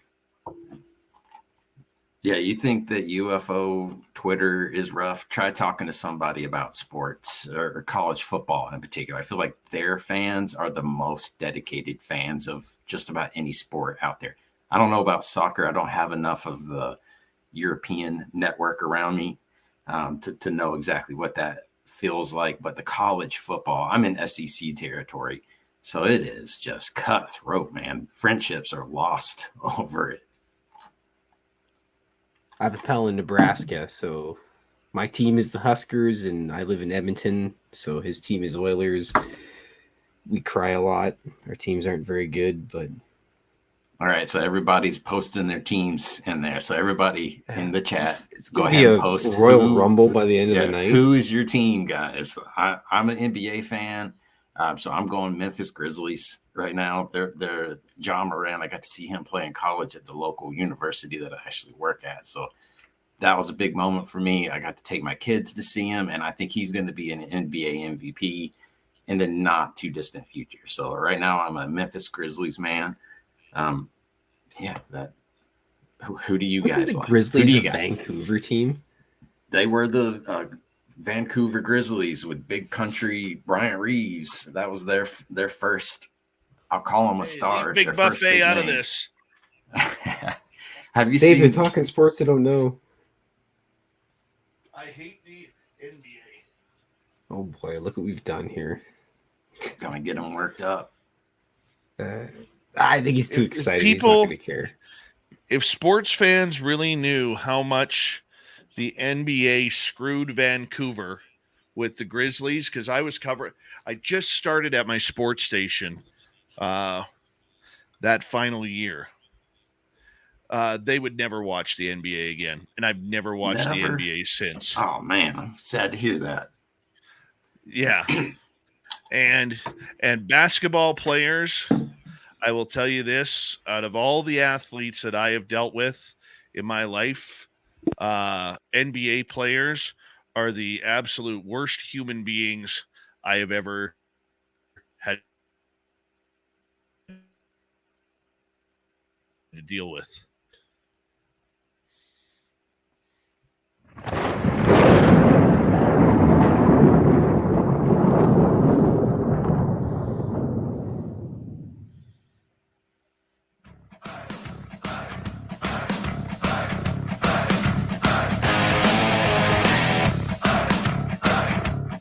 We pass the halfway point of Spaced Out Radio tonight. Thank you so much for tuning us in, talking UFOs tonight. We really do appreciate it. Want to remind you that if you've missed portions of this show or others, check out our free archives at youtube.com/Spaced Out Radio. Do old Davey the favor. Hit that subscribe button. Our website is spacedoutradio.com. We have a plethora of features for you. Rock out to Bumblefoot, read Shirky Poo's Newswire, check out our swag as well. Follow us on Twitter at Spaced Out Radio, Instagram at Spaced Out Radio Show, and on TikTok at Spaced Out Radio. Speaking of TikTok, over 250,000 subscribers. Dan Warren is here from Fifth Pillar of Emphasis. I think it's the top UFO channel on TikTok. And it is great news if you want to keep up to date on the UFO report. And Dan also has a YouTube channel that we are trying to get to 1,000 subscribers tonight. We are like 47 away from 1,000. And thank you, Spaced Out Radio listeners who have gone on over to Dan's channel. If you're in our YouTube chat or watching right now, I'm going to put the link in the chat room. Let's try and get Dan to 1,000 tonight. We've done it before. We can do it again. And Dan's definitely worth it. And, you know, I'll tell you right now, I'm the kind of guy where if I need news right off the bat and I'm tired of looking on every other site, it's easy. I go to Dan's Fifth Pillar of Emphasis on TikTok. I'm up to date for what is going on in the UFO world. Dan, I don't know how you do it, buddy, but you are just incredible at what you do. I appreciate that very much. It's something that I enjoy. It's finally someone listening to me ramble on about something I enjoy so thoroughly. I do have to ask you one question. All right. And it's a personal one. Has your wife cuffed you on the side of the head yet and said, hey, aren't you done with this UFO stuff yet? She actually has gotten more on board now that I've actually gotten some positive feedback from the community. Like her friends have seen my videos. So I think once her friends started saying Dan's making these cool videos, it kind of like changed her perspective on me making them. She did not approve of it so much when it was me telling her what I was doing, but now that her friends are on board, she seems to be coming around. And I've actually had her and my kids both in the videos helping me make these things, because it's a lot more fun when you have people to act as props instead of trying to do it all yourself. Oh, I hear you. I absolutely hear you. Melinda Leslie, giving a big shout out to you. Love you, Dan. Thank you. You know, we love Melinda. Melinda will, and Dan, we're going to extend the invitation to you that if you could get away, I know you tried last year, but our second annual Las Vegas fan party at the Golden Nugget, May 19th through 21st, we'd love to have you there, man. Well, I'll give it a shot. I have no idea what's happening in my life that far in advance, though. Well, just pencil it in. If you got to erase it, you got to erase it. But that's okay. That's okay. We got a lot of things to talk about. Let's get to some audience questions here. And let's start with Raz. He goes, what's the strongest argument for a UFO skeptic today? As in what they're going to go to? Like, they're going to say it's drones. I mean, without a doubt, they're going to say, oh, everything you see is drones. And I mean, a lot. I'm not here to tell you, like, when people see something in the sky they can't identify, it's probably prosaic. It's probably mundane. It's probably just not something they're used to seeing it. But I think that it's the 5%, the 1%. If there's just one, then that's all it takes. That's moving the needle off of the zero is all that it takes. So when I hear skeptics' arguments, a lot of them are going to be, it's drones, it's secret military technology. There's a lot of strong arguments out there, and a lot of them are going to be relevant. I mean, it's not like there's just picking something out of the ether and making it up. It's logical conclusions that these people have, but unfortunately they put the conclusion first and then they fit the facts to match it. So they try to, one thing that Mick West does that bothers me is he can recreate videos. And if you can recreate the video in his mind, he's debunked it. But that's not true. Like, you can make a video look like something else, but that doesn't mean that's what that thing was. Right now, my camera is mirroring my right hand, so it looks like my left hand. That's not my left hand, but I can make it look like that. Just because you can come up with an explanation that's logical, it doesn't mean that's what it is. I would think the strongest argument for a skeptic today is going to be logic. What's the most prosaic thing that they can come up with?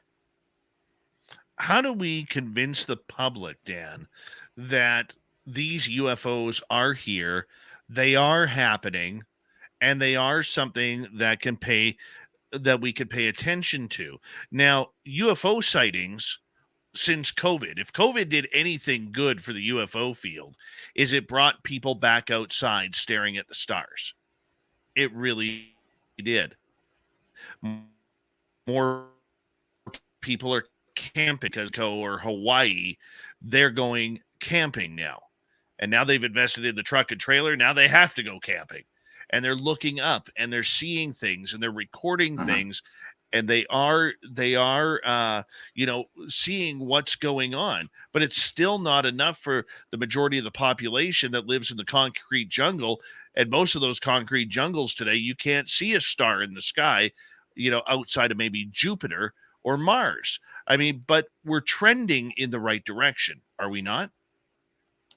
We are, and I'm going to quote some of our friends, Ben and Joe, over at UFO Garage. They said something a long time ago that stuck with me, and it's, if pterodactyls still existed, we would, without a doubt, know that UFOs existed because we'd be looking up all the time. So I think that just looking up and investigating the skies, getting a cheap night vision binocular, you're going to see things that you can't explain. You're going to see things that are going to be interesting to you. You could prove it to yourself, but it's going to, like I said, it's going to be hard for you to prove to someone else what you've seen is factual. I know when I record things in my backyard that there's more context and more background to what I just saw than what it portrays on the screen. And when I try to communicate to someone else, that's just going to be part of the beast that we have to fight. I love this follow-up question from Raz. Pilots and astronauts are heroes or villains of this cover-up? Both. So when it comes to the astronauts, I feel like they've kind of got gag orders, except for guys like Gordon Cooper. He's the astronaut to me that's like, we should listen to what that guy says. He's had multiple sightings. He's claimed that they've got a video of a craft touching down at an Air Force base that got whisked away to the government and has never seen the light of day. That's the kind of video that I want to have released. That would be a 60-year-old video, at the 50-year-old video at this point. Why can't that technology be displayed or shown to the general public? Where did that go? So are astronauts heroes and villains? I mean, they're just heroes because of the occupation they have. The people that are gagging, the gag order that has been placed upon them, the people that initiated that are going to be the villains of that, in my case, in my understanding. And as far as pilots go, the pilots are victims. Their careers are at risk just by speaking about what they see. That's changing, and hopefully will continue to change with Ben Hanson's work, bringing these civilian pilot stories to the forefront and getting coverage. So I think they could be the heroes that we need. I hope so, but we need more than just pilots. We need more than just astronauts. And you know what? God bless the men and women who fly jet fighters for your Air Force and Navy and Marines and Army and our up here in Canada, our armed forces as well. You know, they do yeoman's duties in putting their lives on the line every single day. And I'm a big fan of those who serve. And you know, I don't think there's an argument about that. But where I do believe it's an argument is I want more. I want more pilots to come out. Recently, we found out through a CTV News article, courtesy of Daniel Otis, that 5 Canadian fighter pilots that we know of have tried to intercept UFOs. I think that's great. We need to know that news. But at what point, Dan, in your opinion, does the public who've experienced this, who've recorded this, have to come into play? Because there's some brilliant minds out there that have had experiences, had video coverage, who've caught it, they posted it on YouTube or their social media. You know, at what point do we have to turn this subject over to what the public sees? I'm willing to do that right now. I'm happy for that to happen. I just don't know when it's going to happen. We don't trust anything that each other does. That's just part of human nature. One thing I do want to kind of bounce off of you is we're talking about astronauts. That's the space aspect of the phenomenon. We're talking about pilots. That's the aero aspect of it. We never talk about USOs. So to me, the other untapped resource that is out there are all these freight liners that are going across the oceans in the middle of the night in these great starry skies. They're able, if we could just put data collection systems on those things, they're in prime real estate the entire time they're out on the ocean. And how awesome would it be to start getting information and reports on sonar findings? Or like Max Hawthorne is probably my favorite guest that you've ever had on here. That guy has gotten so many amazing stories about sea creatures. When are we going to start hearing those same stories from USO type of encounters? When does that information start coming? Preston Dennett is the guy that I've heard of that has more information on that than anybody. But I feel like there's just as much stigma for people to talk about USOs as UFOs. So what I'm hoping is that we eventually start to get information from the boating communities where the conditions are more or could be optimal. And that just adds another layer of evidence to what we're experiencing. And it's, if you're on the surface of the water and you see something go into the water, you've just witnessed something that is out of this world. Like that, to me, if we can get that on camera. One of my favorite authors is Ivan T. Sanderson. He wrote the book Invisible Residents. And in that book, he basically goes through a series of sightings that had an object in the water or come out of the water or go into the water. It's an amazing book. Everyone should read it. Those stories are not what we discuss in any of these communities. We at some point need to start bringing that into the conversation as well.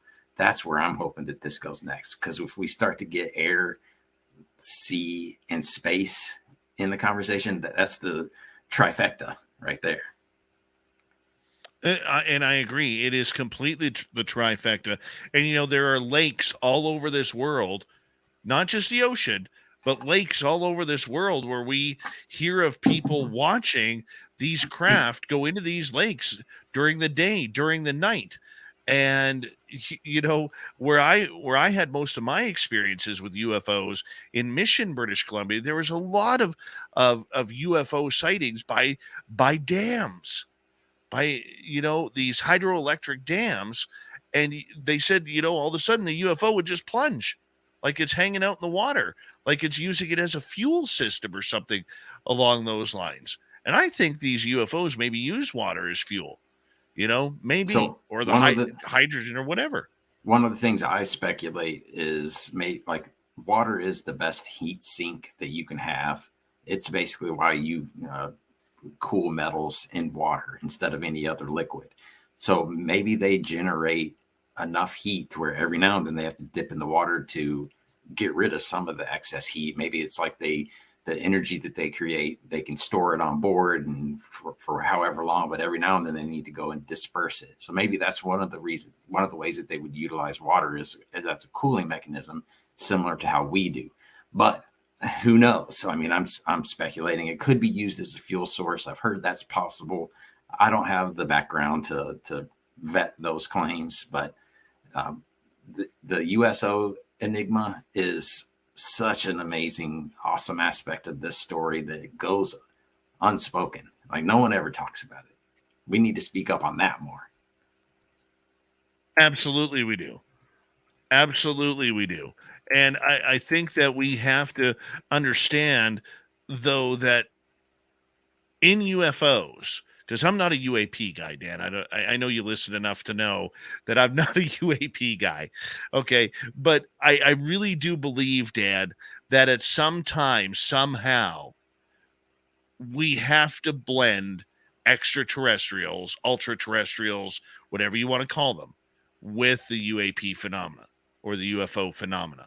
We have to, because you can't have one without the other. And my question to you is, are we ready as a society, as a medium, to have that conversation? As far as who is piloting the craft, I don't think we're quite ready for that yet. If we're not willing to acknowledge the existence of it, I think we'll quickly get there once we've got a craft or something that's tangible, solid proof. We're gonna have to get there. There's no doubt about it. Once again, I don't think we're ever ready for something like that. That's going to be a shock to the system, regardless of when it happens or what the social situation is at the time. But yeah, at some point, that conversation is going to have to be had. Is all right, they're there. Who's behind the wheel? Who do you think's behind the wheel? So I'm an advocate for, I don't know if that's the right term. The crypto-terrestrial hypothesis is the one that I've been migrating towards over time. I used to be extraterrestrial 100%. But then I started to kind of redefine what a extraterrestrial actually is and what a crypto-terrestrial actually is. So if a extraterrestrial civilization has been populating Earth for longer than humans have been on Earth, it's hard for me to call them an extraterrestrial. If I move to Canada, how long do I live in Canada before you start calling me a Canadian? Like I'm not from there, but after a while, won't you have to call me a Canadian if I've been there for half of my life? Maybe, I don't know. Your kid would. Your grandson would. When you learn to make a proper snowball, then we'll call you Canadian. So if we have some extraterrestrials that are excellent snowball manufacturers, then we can't call them extraterrestrials. We have to call them crypto-terrestrials at that point. So that's where I'm leaning towards, is that there's a small migratory population that we share the planet with. I always remind people that 70% of the planet is not ours. 70% of the planet is water. We don't own it. We are on the land, and we don't even own all the land. So we take up a small fraction, maybe 20 to 10% of the earth. We observe the skies. We don't know what's going on underneath the oceans. The oceans are so vast. We don't know what's going on over the top of the oceans. So that is where I think the environment is, the ecosystem is, that would allow for something to share the planet with us. We don't live out there. They don't live over here. We just don't cross paths as frequently as we would if they were a raccoon-based species. No, very true. But the idea that people are having experiences, and I know you're not one who denies that those experiences are happening. I know you're very open to what is going on. I really hope that one day that we can have that conversation, where we can blend the two together. But with 4 minutes to go, and I still have one question from our audience, from Joe left. Okay. Is that conversation, what, 10 years away, 20 years away, 100 years away? This is going to go back to the earlier conversation. I don't feel like we've gone that far in the last 60 years. If I feel like it has picked up steam in the last 5, I think the internet has made a drastic change in the way that this topic has been handled. Before, it was a few guys trying to hit home runs to get this information out. And with the advent of the internet and social media, I feel like we're able to try to attack this in a different manner and try to kill it by a death by 1,000 cuts instead of just a big home run. So I think that has definitely increased the speed at which disclosure is coming. I'm going to pick a date because I hate when people don't pick a date. I'll go ahead and call it now in 10 years. So that puts us in 2033 or 20. Sorry, I don't even know what year it is, Dave. It's almost 1 o'clock my time, so I'm allowed to make those mistakes. In 2032, we should have that conversation. Check back with me in a decade and tell me I'm wrong. Well, you know what? We're all going to be focused on that. And I want to know what's going on myself, my friend. Hey, let's get to one more question from our audience here. This goes to Joe. How can any government say UFOs are or not a threat unless they know exactly what they are? Great question, Joe. All right. If I'm going to answer that, I would say it doesn't matter if it is something, as long as it is a solid object. It can be a threat just by being in the area. A rock isn't a threat until it's over the top of you. If it's on the edge of a cliff, it becomes a threat at some point. But how much of a threat, I would say, is probably the more relevant question to ask about the UFO phenomena. I don't think they're a active, aggressive threat. I think they are a threat by nature. I don't mean that I said that wrong. I think they could be a threat just by their nature, just by the propulsion system they have, the radiation burns that you've seen on victims that have been encountered something too closely. The Rendlesham Forest gentleman that had the heart condition after he encountered the UFO there. Those are the types of threats that I would say the UFO represents. It's not coming for us. It doesn't care that we're here. I feel like it's indifferent to our presence, with the exception of a few that are curious about us, just like we're curious about other animals that we share the planet with. That's what I think the UFO phenomena represents, is a curiosity from a higher intelligence that just wants to interact with us. Like, I love my dog. I don't talk to it the way that I talk to my family, but I engage with it. It brings me joy. I feel like there's a certain population of this non-human intelligence that might feel that way towards us.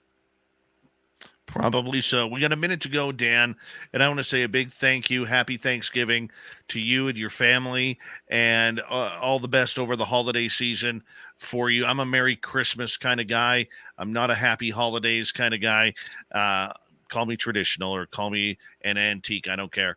But all the best to you. And what I would love to do, Dan, and I'm going to put you on the spot here, is when that report comes out, I'd like to have you on the show that night. So we don't know when it's going to happen, but just prepare for that, because the minute it comes out, I'm coming calling to you. Can we agree to a panel? Like, can we do it that way? Yeah, we'll get a panel going. Let's do it that way. I'm in. It's going to be. I feel like there's going to be so much anger and joy all intertwined together. It'll make for a great conversation.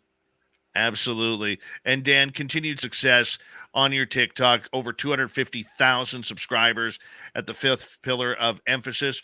We'll trade TikTok for YouTube very, very soon, my friend. Very soon. I'll give you a call.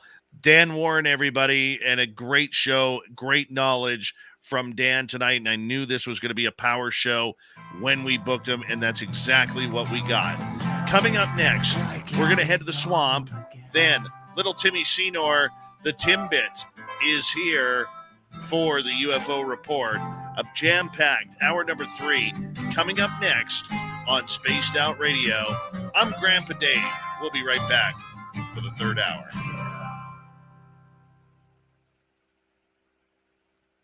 I'm not going to lie. I like the title. The title? What title? Oh, Grandpa Dave. Now I'm seeing it. All right. Grandpa Dave. Hell yes. Once again, congratulations, Hell yes. man. Thanks, I know buddy. that's a big Thanks, moment. buddy. It is. I'm ecstatic. I'm ecstatic. I'll let you go, man. I know it's 1:00 in the morning where you are, but thank you again, Dan, for being just as amazing as you are. You are, no pun intended, but I really do believe that you are one of the best pillars of UFO research out there. Really are. I'm just trying to have a good time. I'm here for the fun. That's why I enjoy it so much. That's why I want to keep pushing on, because I enjoy it. It's entertainment. It's fun. We got you to let's do an update. 960 subscribers. Nice. You're 40 away. I know when people are playing the after show, they'll be able to grab the link there and everything on the podcast side. So you should hit 1,000 here pretty damn quick. Sweet. Thank all of you guys that have subscribed. And sorry, I am at the limit of my voice now, it seems. All right, buddy. You take care. Take care, man. Bye-bye. Dan Warren, everybody. What a class man. Just a class act. I'm just going to step away and get a family update. I will be right back, everyone. And there'll be a little bit of empty space here. But I'll be right back, everyone.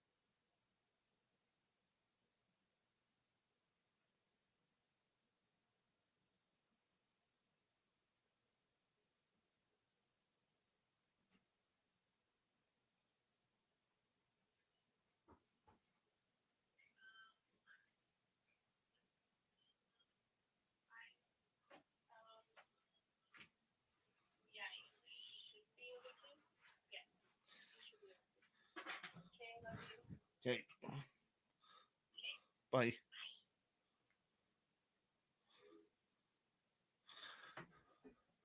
Update. My grandson is still feeding. It's been like 2 hours. He's hungrier than anything. Weighed in at 6 pounds, 4 ounces. He's 2.5 weeks early. But he felt it was time to come. So I'm pretty happy. I'm a happy, happy man today.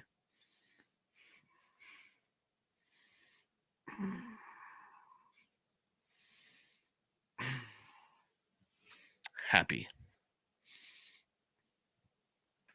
Chris Jarvis, how you doing?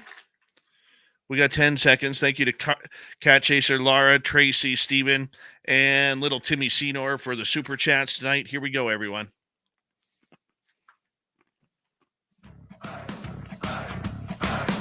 Would you like to connect with us? Head to spacedoutradio.com for all your latest show info. Now, back to Dave Scott and SOR. Third and final hour of Spaced Out Radio is now underway. My name is Grandpa Dave Scott. If you're just tuning in, I'm a pretty happy man right now because my daughter gave birth to our first grandson tonight. Little Jasper, 6 pounds, 4 ounces. I will meet him on the weekend. I'll be here for Friday night. And then off I go to meet my grandson. Yeah. Thank you for all the love and support from our audience tonight. That really, really hits home right to the heart. Right to the heart. Thank you so much for all the love you guys have given us and my family over this journey, and we very much appreciate it. And I will pass along all the love to my family when I get down to their town here on Saturday. But I want to remind you or say hello to everyone listening in on our terrestrial affiliates around North America, digitally on Odyssey Radio, TalkStream Live, and KPNL. All of our archives are free. Join us at youtube.com/Spaced Out Radio. Do old Davey the favor, hit that subscribe button.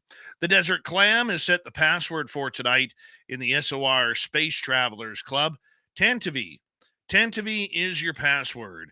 Use it wisely, space travelers, as the Clam sets the password each and every night right here on Spaced Out Radio. Our website is spacedoutradio.com. We have a plethora of features for you. Rock out to Bumblefoot, read Shirky Poo's Newswire, check out our swag as well. Follow us on Twitter at Spaced Out Radio, Instagram at Spaced Out Radio Show, and on TikTok at Spaced Out Radio. It is that time of the night, once again, where we head to the swamp. Our resident swamp dweller takes us on another spooky journey. Hi, Spaced Out Radio listeners. This is Swamp Dweller. It's time for your nightly dose of spookiness on the show. If you have an interesting encounter or a spooky story that you would like to share, be sure to submit them in at swampdweller.net. You can also find our YouTube channel at youtube.com/swampdwellerreads. Now, let's chill out, relax, and together, let's enter the swamp. I'll start by stating that I haven't always lived the best life. I've made many dumb decisions that have led to me being in sketchy and dangerous situations, such as the one that I'm about to share. However, it's also because of this that I'm always paranoid and prepared enough to face them. Rarely I run away from danger, and I always have protection on me when I leave my house. This will be relevant later on in the story. This happened back when I was roughly 19 years old. My best friend and I were practicing witches at the time, and on this particular night, it was the beginning of a full moon. There were some thickly wooded areas in the small college town we lived in that they were well known for being secret hangout spots for college kids and high school kids and the like. It had a sizable, secluded clearing at the end of a forked hiking trail that was only accessible after crossing through a park and 2 wooden bridges. Imagine a wishbone shape with a clearing at the far end.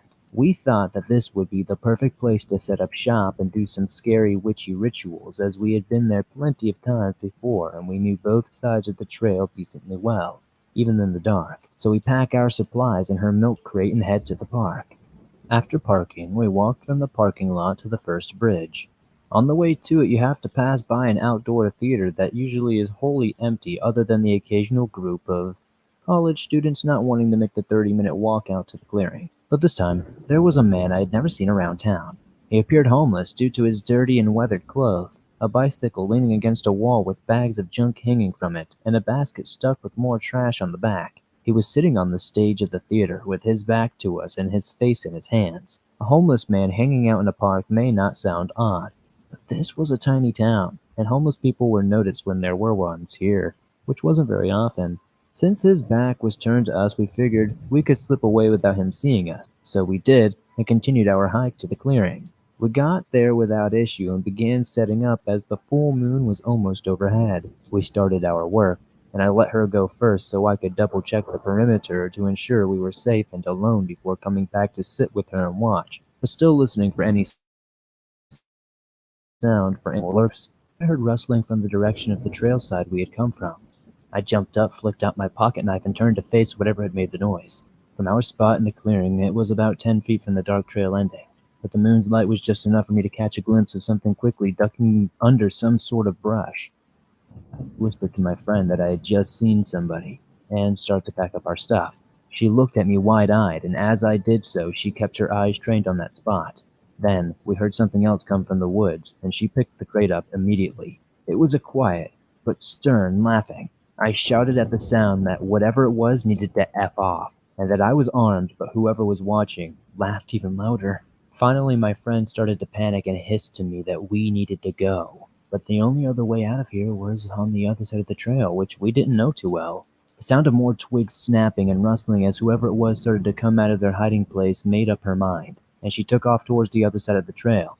As she did, I heard the tearing of more brush, like whoever it was trying to fight its way through the dense area to cut her off. Her safety is my biggest priority. I followed after her, but when I started running, the noise got quieter. Not gone, but like the person was taking their time getting through. We'd made it a quarter mile down the trail, hearing the occasional twig snapping or brush rustling along the way, before I turned my phone's flashlight on so we could hopefully get down the path faster without tripping. A few minutes after I did, there was suddenly stomping behind us like someone was booking it towards us. I spun around, ready to defend us, light still in hand, and that's when I finally got a good look at her pursuer. It was the homeless man from before. His face looked dirty and beaten up, but his eyes were what shook my bravery. It was entirely clear he was on some sort of substance because his pupils were almost the size of his irises, and his rotted teeth were bared and clenched together so tightly it looked painful. He stopped dead in his tracks and ran back toward the clearing after the light hit him, which was my cue to do the same toward the park. After that, we ran as fast as we could and only stopped for breath when the bridge came into sight. We breathed a sigh of relief. That man didn't seem to have chased us the rest of the way.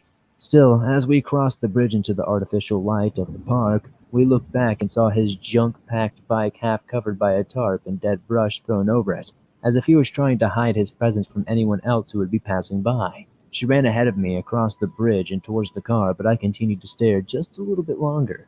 I swear I saw his face peek out from the trail with a massive grin on his face that sent a shiver down my spine. I raced after my friend. We dove into the car and whipped out of there like bats out of hell.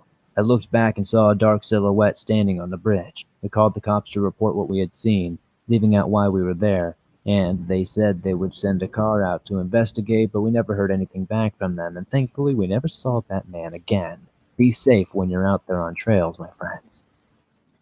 And that's why we love the Swamp Dweller coming in to kick off hour number 3 each and every night here on Spaced Out Radio to spook us out just a little bit. Yeah, Swamp Dweller has thousands of stories for free. All you got to do is go to his YouTube channel, youtube.com/Swamp Dweller Reads. Click subscribe. You can hear them all for free. We love it around here. We do. And from the swamp to the stars, it is time for us to bring in our resident Timbit, Little Timmy Senor, and the UFO Report. Nobody's gonna know. They're gonna know.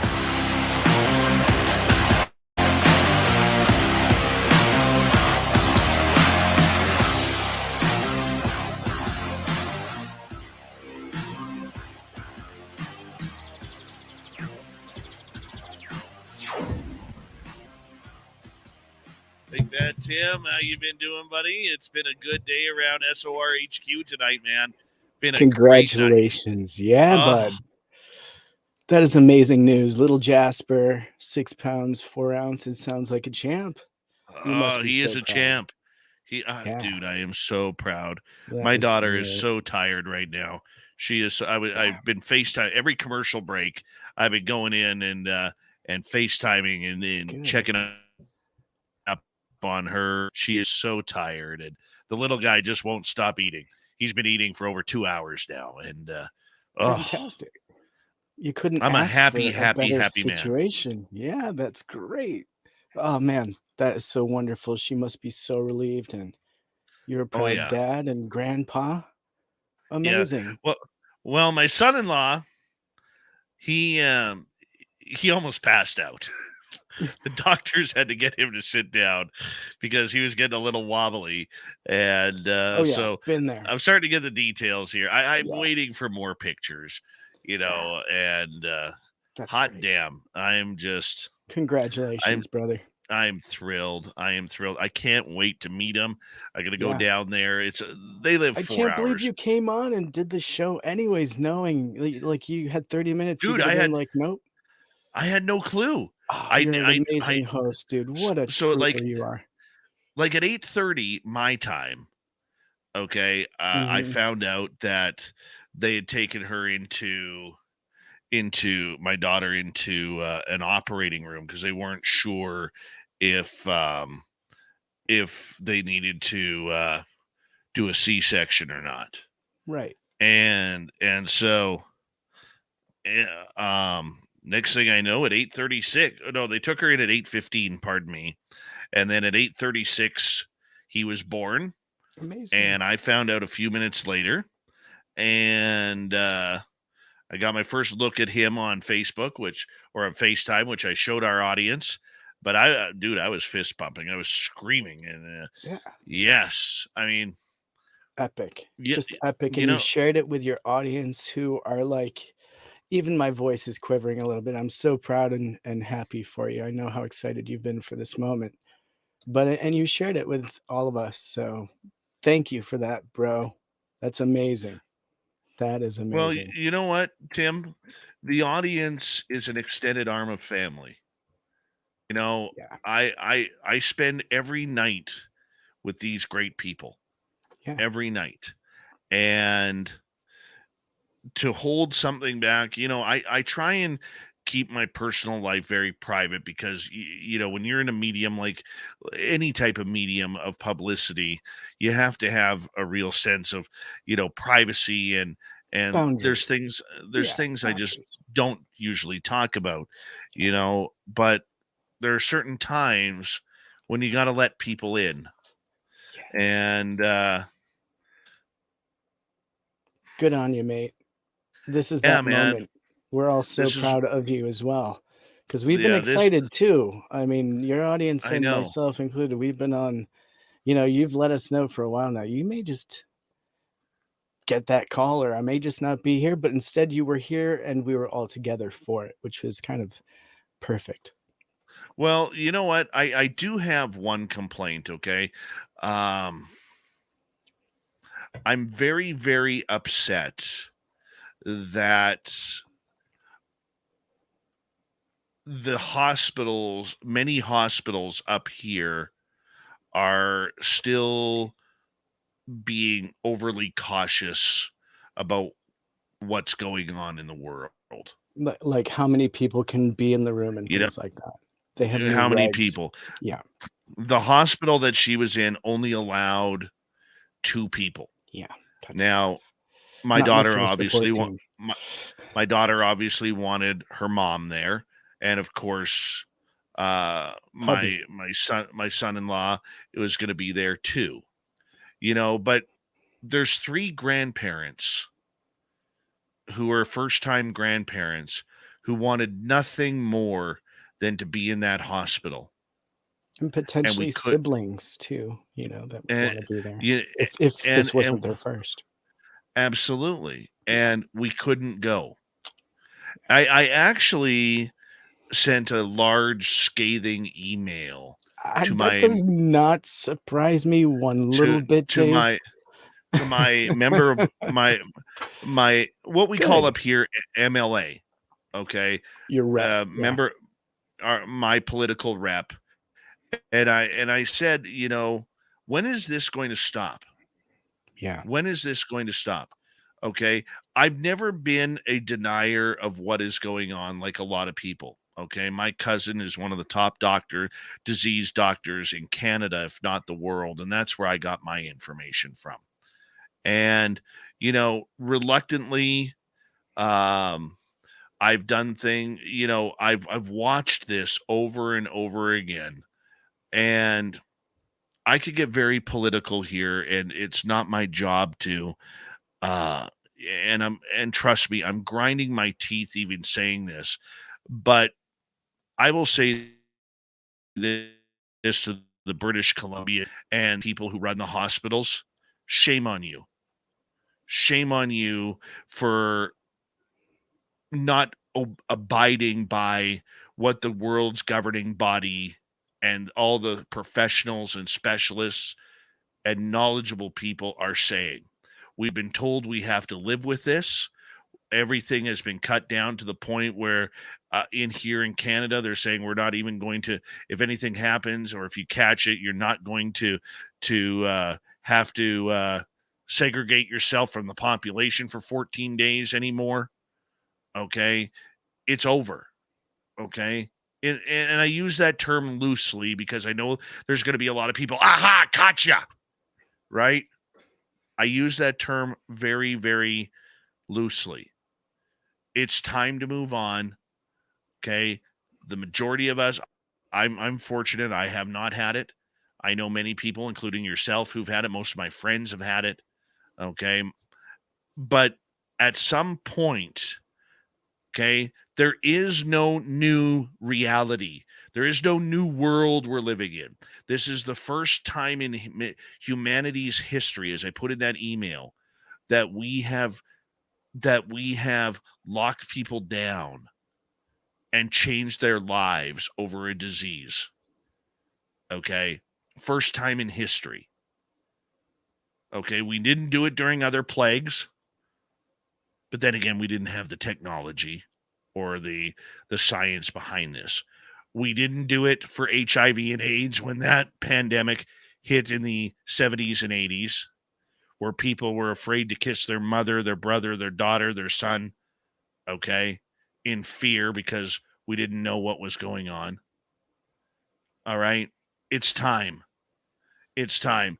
And I could just imagine. Now, I'm on the good side of things. You know, it's heartbreaking for me that I couldn't be there for my grandson today. I get to meet him in a couple of days, which is cool. But I could not imagine what it's like here in British Columbia. And I don't know what it's like anywhere else in Canada or the United States or wherever you are in the world. Okay. We don't put comments like that up in our chat room, love. Sorry, that's got to be erased. We don't point out people's colors here. So the point that I'm getting at is this, Tim, and I know this has nothing to do with UFOs. We'll get to UFOs here in a minute. I could just imagine what it's like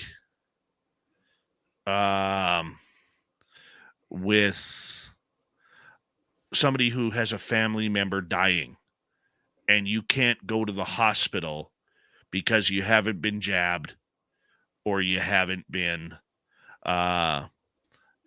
or whatever the case may be. Just their rules. Yeah. Yeah. You can only have so many people and so many visitors and things like that. Yeah. It is tricky in there. You're absolutely right. They need to, and I mean, I think these things can also be addressed on individual hospital levels. You know, you should perhaps write directly to the administrators of that hospital. You know, they can probably sway things too. You know, somebody that has a level head like yourself that can deliver the message logically. I think you're the right guy for that. Hit them up. You never know. They may agree with you. Absolutely. But either way, I'm going to meet my grandson. I'm very excited. Yes. I'm very excited. I'm going to go. I have the day off tomorrow.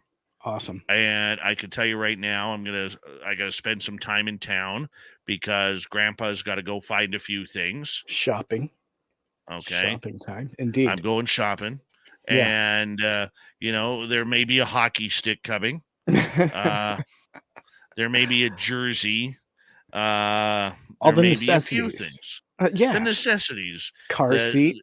Maybe a car seat, but definitely a hockey stick. That stuff I got, but I'm gonna load up. I'm gonna go buy like a couple $100 worth of diapers. So that'll be like soccer gear, pads, goalie gloves.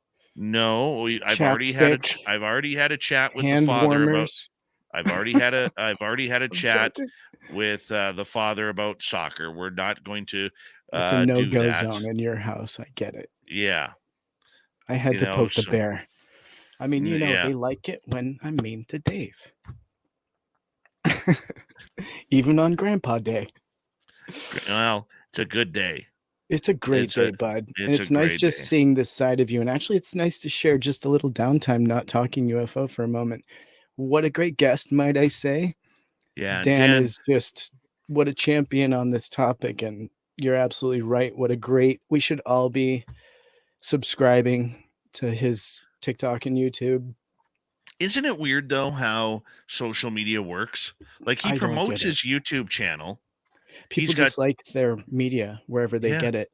The other thing too is I know like YouTube has its own weirdness where they just bombard you with like emails and like all of their media and reminders. And so some people are just like, no YouTube. And then some people are like, get the same thing with, I don't know.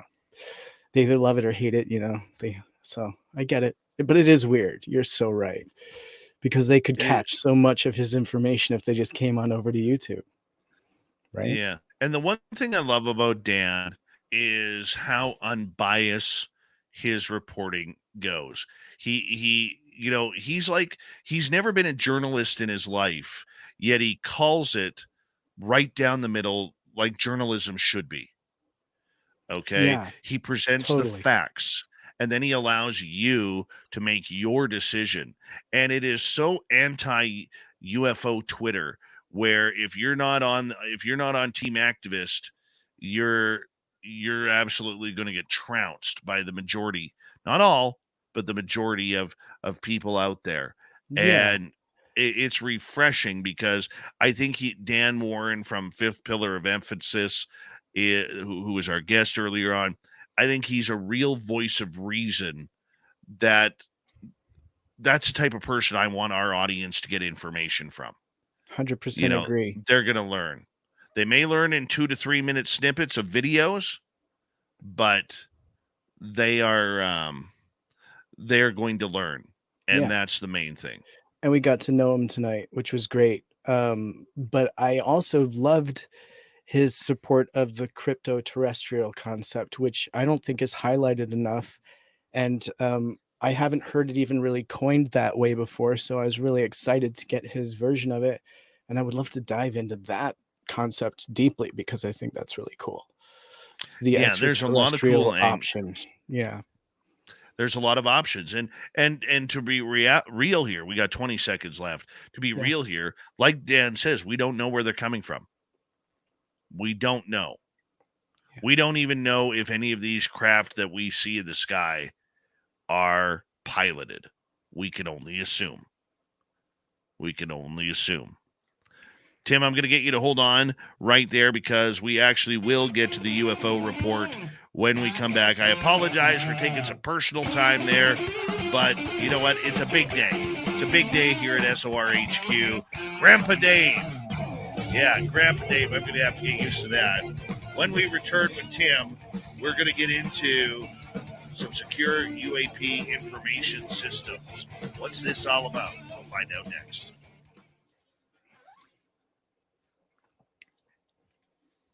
Yeah, what a good guy. What a good guy. Hold on. Let's see if I can. Let's see if we can get a. Hold on. Going to see if we can get a little close up of him. Cool. You're getting so much love from your chat. I just opened it up here, and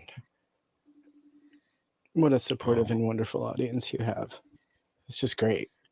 Oh, they're fantastic. They're probably as in awe of the fact that you stuck around and did a show instead of rushing off and dropping everything. Like, you're a very dedicated person. But well, there's nothing I could do. There's nothing I can do. I can't go to the hospital. But look at you're maintaining. I would be losing my mind right now. I don't know how you're doing it. I don't know what it's going to be like when I become a grandpa. My oldest is 21, believe it or not. But I multitask very well. It's amazing. I multitask very well. I mean, if your beard wasn't gray, knowing you, I wouldn't think that you would be a grandpa. Because, I mean... Oh, I don't act like it. Yeah, you don't act like a grandpa. I'm not ready for that yet. And I'm older than you, aren't I? You are. Oh, my gosh. I'm lagging. That's what's going on. Well, you know what? I do have a few late bloomers. I have a couple late bloomers and one failure to launch. So, I mean, that's another reason why I'm behind. But that's okay. Those are stories in itself. But dude, I'm just so proud of you, and that's just so amazing. Your family has multiplied today. That's a wonderful thing. I know. Yeah. It's a very, very cool thing. There's more Dave Scott in the world today. Hey, we got to do it, man. It's like the beginning to a film. Yeah, and no one knows what kind of attitude it could yield. I am very, very proud of my daughter, and she's going to be a great mom. She's going to be just looking at her, watching her, looking at her face, looking down at her baby boy that, she's a mom now. And you could see hold on. Go for it. Hold on. Yeah. Hold on. You got an early Christmas present. Hold on. Stay. Keep it right there, because I'm going to show my audience here. Okay. Check this out, guys. There he is. Oh, there he is. Look at that. Eyes open. Uh-huh. Hey, buddy. Hey, buddy. It's your grandpa. How are you? Welcome to the world, my man.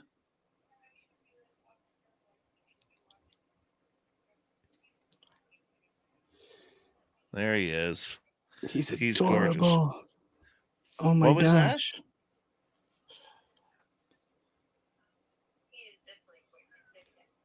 Yes. Oh, hold on. You're zoomed in. Hold on.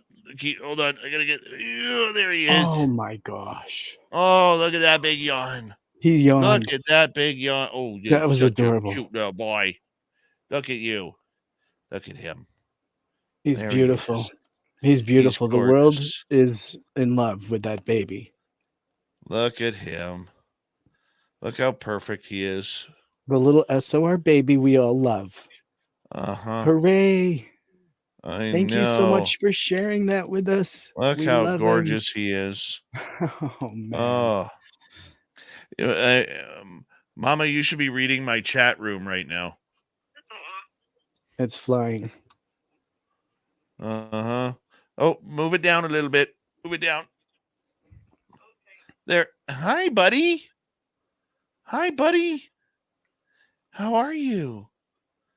I'll meet you in 2 days, and I promise I'm going to body check you into a wall. Yes, I will. He doesn't look like a soccer player, thank God. He's perfect, hon. He's absolutely perfect. Congratulations. There he is.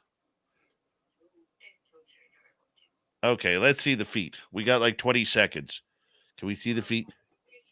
Oh, he's swaddled right now? Okay. Look at him. Swaddled, yeah. All right. Thank you, love. Got to run.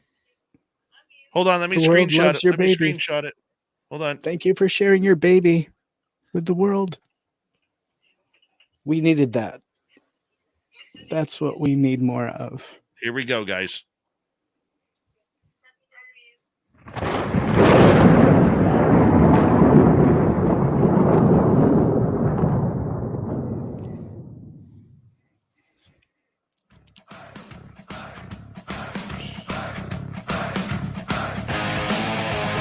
We rounded third. We're heading for home tonight on Spaced Out Radio. My name is Dave Scott. Thank you so much. You can call me Grandpa now. Yeah, the white beard finally catches up. Yes. So if you're just putting a beautiful daughter tonight, gave birth to my first grandchild, a baby boy named Jasper, who is 6 pounds, 4 ounces. He came a couple weeks early, but that's okay. We're glad he's here, and he's very happy and healthy, and everybody is doing great. Thank you for the love and support, SOR fans and friends. It's been wonderful. Want to remind you that if you've missed all of this show or others, check out our free archives by going to youtube.com/spaced out radio. Do old Davey the favor, hit that subscribe button. Our website is spacedoutradio.com. We have a plethora of features for you.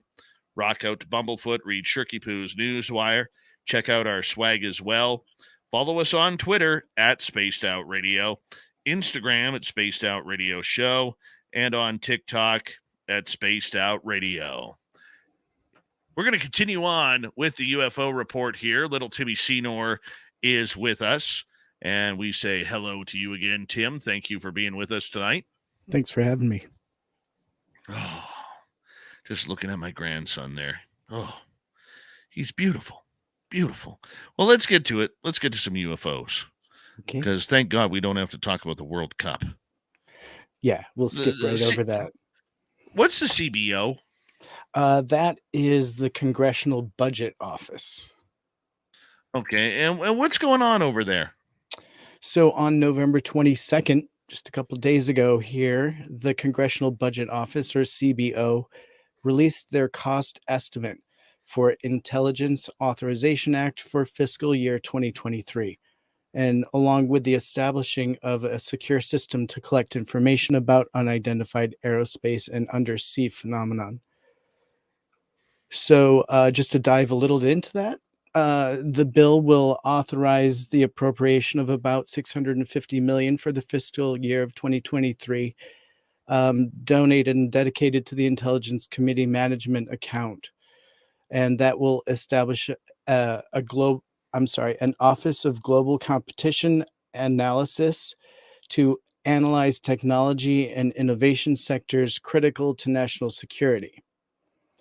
Establish a secure system to collect information about unidentified aerospace undersea phenomenon. Enhance whistleblower protections, and I'll get into that a little deeper. Allow people to sue the United States government for compensatory and punitive damages. That's a big one. That's a big one right there, dude. Indeed. And then the final biggie here is void some provisions of non-disclosure agreements that would prevent reports from being filed with the Unidentified Aerospace Phenomenon Joint Program Office and prohibit private sector entities from seeking damages in federal court from individuals who file reports. Over to you, because these are the topics and I can dive in. Oh man, it's I'm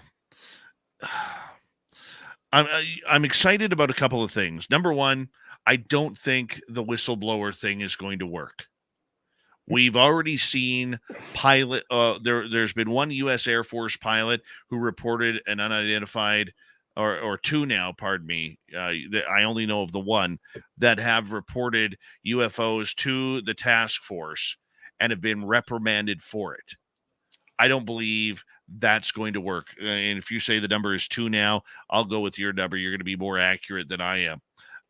But the idea behind this is I'm excited, though, that if that were potentially true, that there would be protection for whistleblowers, which I don't see happening at all. I think that would really open up a real gate for information. But once again, Tim, it's going to be the same information we hear. Yeah, we saw a tic tac. Yeah, we saw, dots in the sky. We're not going to get anything new. We're not going to get that video.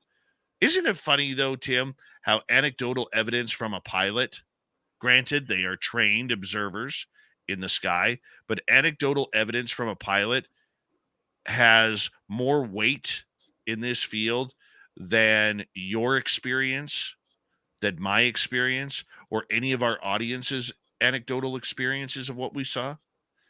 Okay. Well, But I don't know why you're surprised. I mean, they are trained. They're more highly trained than most of us. And I'll just leave it there. Back to you. no, I agree with you. I totally agree with what you're saying there. Okay. I do. Okay. And the idea behind it is, the other part that excites me about it is the fact that we may get more news. We may get more reports. Now, I'm optimistic, but I'm not holding my breath for it. It's all we got right now. But I think there's a lot of conjecture here when it comes to it. I really do. Maybe I'm over speaking right now, or I can't think because I'm a new grandpa, whatever it is right now. Right. I'm just. Well, let me help you out. Let me hit some of the highlights. Do we have time? Yeah, we have a lot of time. Cool. Well, so the bill's going to require the Department of Defense to establish a secure system to gather and share information related to the UAP. And we can call it UFO here, so I'll just start doing that. The system would be used to receive reports on UFO, to collect historical information on UFO, and the system also would be needed to be capable of exchanging information with other secure information systems of the federal government. So basically, they'll be able to share information securely and virtually, so this stuff won't get overlooked. As noted in the CBO documentation, the bill would also enhance whistleblower protections, i.e., allow people to sue the United States government for compensatory and punitive damages, and void some provisions for the non-disclosure agreements. Can we stop right there for a second? Please. That whole idea that somebody could get sued for this is... No, it's the other way. That means that our whistleblowers can sue for punitive damages. That's what I'm saying. If necessary, yeah. Okay. Or that they have to, you mean? You imagine there's millions of Americans right now who have had experiences at multiple levels. We've discussed that nauseatingly over this show over the last number of years. Could you imagine if there's an actual list of those people sitting somewhere on a computer in Great DC? point. Sure. You open up those lawsuits, and I wish they do, but you open up those lawsuits, you cannot hold those lawsuits just to whistleblowers or to pilots or members of the military. Okay? The public, all it takes is one rich dude, okay, to form a class action against the government regarding UFOs or alien abduction, and it's on, Tim. It is on if that passes. They're opening that door. You'd have to come in with a pretty strong case. Let's hope that happens. I'm with you there. And so that's great. Picking up kind of where I left off, they're talking about voiding some provisions of the non-disclosure agreements that currently exist that would prevent reports like this from being filed. And so we're going to get more information. And so this joint program office will also prohibit private sector entities from seeking damages in federal court from individuals who file reports. So they're going to be protected from entities attacking them financially, putting holds on them, or what we've seen with the recent reports from the 2 pilots that I'm aware of that have had repercussions from their chain of command. These are things that will protect them. They will have ways of documenting that and having reversals on some of these things potentially. So according to the table in the document, a secure reporting system that has an estimated authorization pegged at $30 million. And so the estimated outlays is a fiscal year, millions of dollars as listed as, and blah, blah, blah. So the document is definitely available at cbo.gov. And if people are curious, go take a look at it yourselves. It's actually very encouraging. And Dave, I thought you might have jumped on this as a positive, but they are digging into historical information here. And so no longer will history be unavailable to us, according to this. So the bill is going to require the Department of Defense to establish a system where that information is going to be shareable. Now, we as the public may not get it, okay? It may still be considered at a certain level that we as public may not see, but it will be available to the people that are seeking it, that have the credentials to get that information now, which is new. It won't be sealed. Well, we're going to find out. We're going to find out one way or another, you know, and I think hopefully it goes our way. I don't, whether it's law or not doesn't mean, and I know that it's law because the budget was okay, but I still don't have any faith that this, what the government knows right now or what they're about to learn is going to come into the eyes and ears and the homes of the public. I think they're going to keep this as closed door as long as they possibly can. And I do not agree with that. I think that's dangerous. I still do. Right. All right, Tim, what's your thoughts on that? Well, I think a lot can be told by what you do and don't hear, right? So even if we don't get a lot of information, we're going to see things like this happen, you know? So the fact that we're seeing this information publicly, that this is happening and changing, they're creating this, means that there's something real. That's a massive step. You know, that's a massive step. I mean, that's just one more feather in our cap for this year, in my personal opinion. This is a win. So this kind of language is new. I mean, the Black Vault, you probably searched through decades and decades of information and had very few files. Now, just in the past year, you can't, I mean, it's so searchable. There's tons of information on it. It's multiplying itself rapidly. So there's going to be just much more information coming. It's going to be a flood. More information, even in my next story, you know, more provable data that they're just going to have to dance around having to explain. And hopefully you're going to get what you're hoping for with 75 years of late lies and cover up. Maybe we'll get an ounce of truth. Maybe.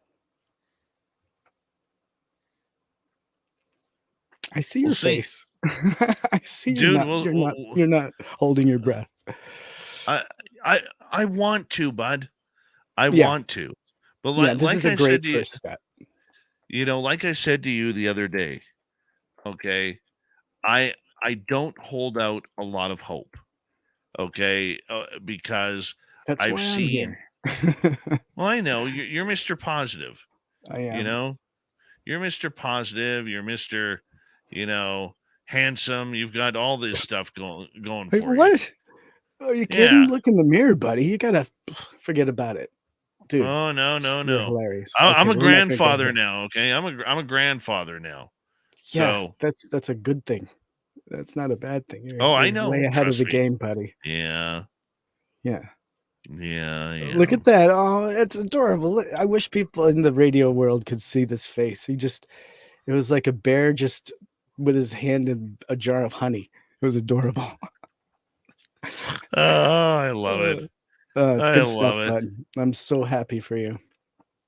I'm pretty happy. Yeah. I'm not. Do you feel like talking about rubber ducks? Yeah, let's go for it. Yeah. We got 6 minutes. Okay, I'll make it quick. So SCU in its recent release also released a forensic analysis of the rubber duck UAP video. And just to kind of flash through this in detailed analysis, showing a UAP purportedly filmed by Arizona National Guard on November 23rd of 2019. So the famous quote unquote rubber duck video. The great news is that, and I don't want to get too deep into the analysis because it can be a little bit wordy. And so for basically the trajectory, rotation, flight characteristics, lighting, temperature, and all that were investigated, they classified this object absolutely as UAP. And so the audience can just know that anything that we find in this data that supports this narrative is going to be in support of the fact that they just can't figure out what this is, which is fantastic. And the fact that that is what this data is displaying, both on video and in their research, is just fantastic. I love the fact that we came up with UAP as a result from this organization. That gives me a lot of hope. And so I'm just giving you very broad strokes on this, but this is my general feeling and analysis. I'm giving you my personal feeling on it as well. So Dave, I know you've recently been skeptical if they're for us or not. This screams that they're for us. Please give me your position. Or good news. You know, always comes down to old Davey being the jerk of it all, doesn't it? No. I was kind of hoping I was going to get maybe a little of a optimistic side tonight from that. Well, you know what? That rubber duck video, which can be seen on YouTube, by the way, just type in UFO rubber duck and it'll pop up. And I was amazed by that video. I believe it was taken from a helicopter, and it literally looks like a rubber duck. You know, the analysis of that, because that one did come out as being stated by the U.S. government that it is a real video of an unidentified object. I think any study on videos like that is great. We need that. We need to figure it out. Do I think it helps the cause? No, I don't. It's another video. How does it? I'm having a tough time trying to figure out how these studies help.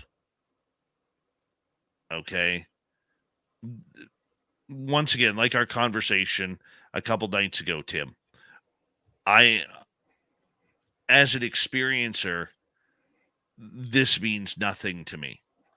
Understood.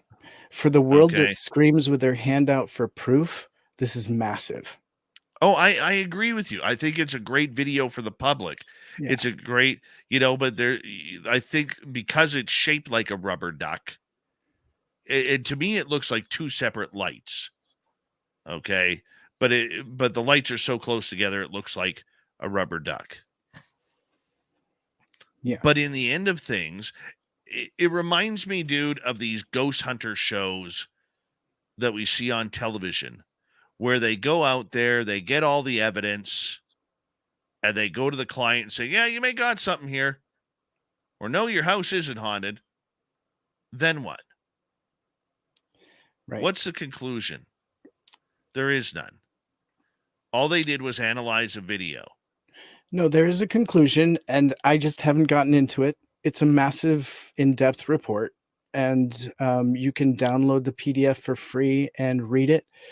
And just briefing through it, it looks like it's pretty deep. 47 pages of analysis, including all of the detail of where it moved, how it moved, an analysis of rotation speed. I mean, there's a lot of good, hard data. And so I understand your position for the experiencer. This may not mean anything, but for the public or for the group that is going to scrutinize this data, which is not you and me, it's going to be people that are above my pay grade and your pay grade that care on this topic and to decide whether our budget should be spent this way, to know if this is something that we need to train pilots on, to be aware of in our sky, this sort of thing. This is very much the embryonic stages of this. This is our first true analysis that's come back from SCU with this kind of definitive public statement where they're actually being bold about it. Because even in the recent release, we've seen Richard Hoffman go softly, forward. We need him to go boldly forward, as he is in this statement. And so I'm going to read you something here. We got a minute to go here. Okay. YJ says they're not studies, they're distractions. What will the public get? Redacted pages? No, SCU is pretty open on that. Oh, yeah. Yeah. Joe says, good stuff here. Joe, sorry to cut you off. Joe says the average citizen out there doesn't know anything about the studies or these videos. So what's the point? The point is there's actual scientific academia who has written up and studied this craft, and anybody can go on their website, which is explorescu.org. That's explorescu.org, and check it on out and, draw your own conclusions. But guys, just remember, this is just like ghost hunting shows. Okay? They give you a study, but what are they doing with it? What are they doing with it? You can study anything that you want, but if you're not doing anything with it or about it, then there's the issue. And that isn't a shot against the SCU. God bless them for doing it. There's brilliant people there. Yeah, that's your opinion, man. And that's valid. That is exactly what is the next step? It's a great point. Yeah. That's a good Mondak, question. that rubber duck video is creepy. It is creepy. Great report tonight. Thanks, buddy. Very much appreciate you. Congratulations again on the addition to your family, brother. It's wonderful stuff. And I'll leave you to it. I'm actually just going to sign off. And thanks a lot, audience. It's been fun. Thank you, Tim. Thank you to Swamp Dweller for coming on in. Dan Warren is our guest. And all of our great audience members for hanging on out. We got Mr. Ron Bumblefoot THAL rocking in the background with Little Brother is watching. Bumblefoot is the official music of Spaced Out Radio, rocking us in and out of every single show. Get your horns up for the guitar god himself. Special thanks to everybody listening in at home, at work, in your cars, wherever you may be. Thank you to everyone in our chat rooms tonight. Spreaker, Twitch, LGAB, YouTube, Facebook, the Space Travelers Club, and on Twitter at #SpacedOutRadio.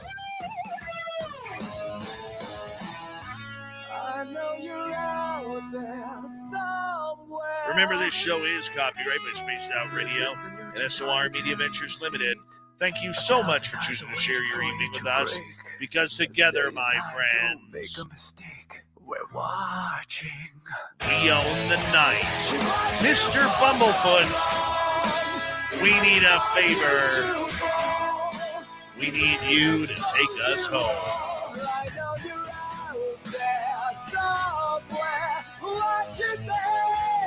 Yes, the Woo train has docked for the night.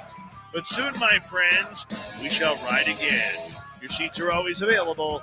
Your tickets never expire. And if you want to bring a friend, we've got room for them too. Happy Thanksgiving, America. Have a good one. Prepare the tin foil. The fighting starts Friday. Go out and do it. Good night.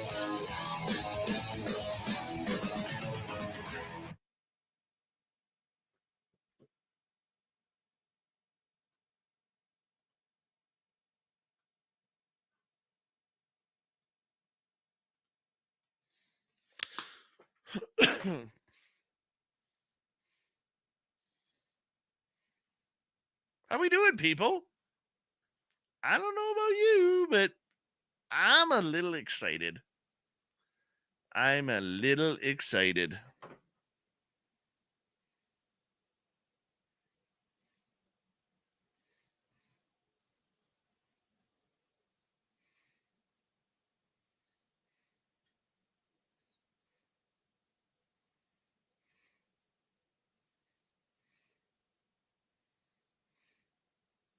Show you guys something here.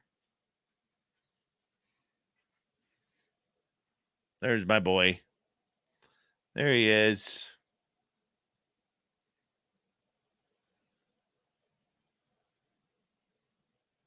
Oh, he's so cute. He's so cute. Oh, look at him. Look at him. Oh, he's so cute. Oh, I can't wait to meet him.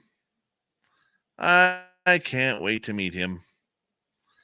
Oh, so perfect.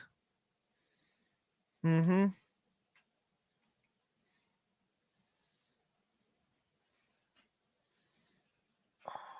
Guys, I can hear my dogs pacing upstairs.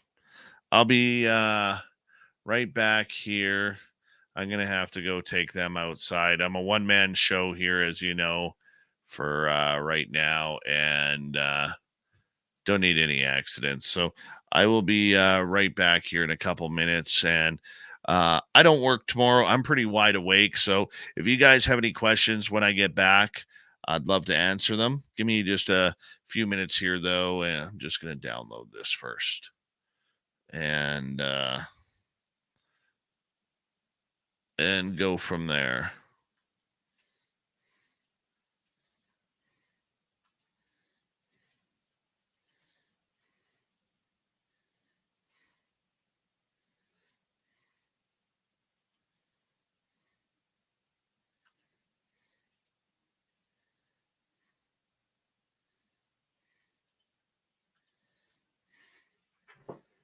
All right.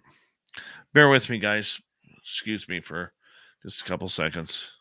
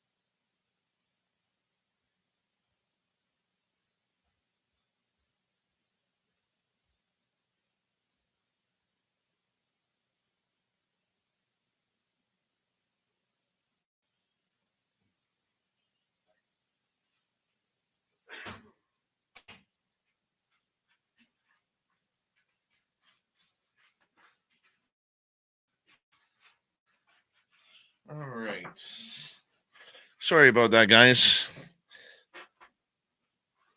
My dogs decided to take forever. The one didn't even go. Frustrating. And then I pull my phone charger out of its plug. Okay. All right. Wow, we sure dropped in numbers since then. All right, let's get to it here.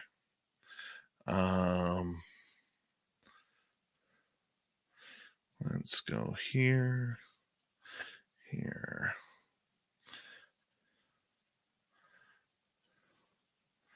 Go like this. Now that's going to piss me off. So let's do that. Before I edit this show, got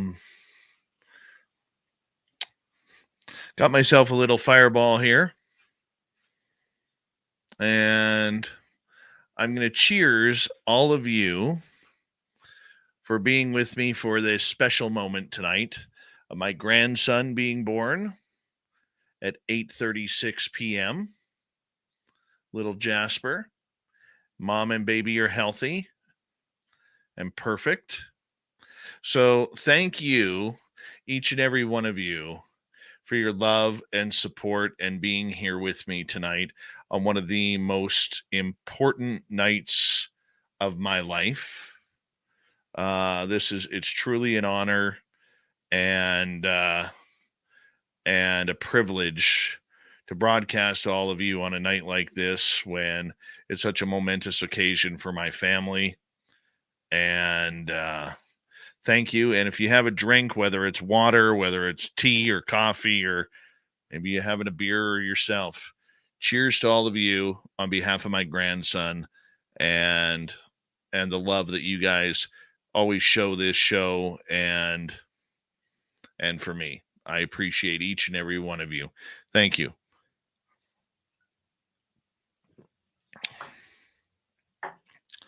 Oh, that's good. That was good.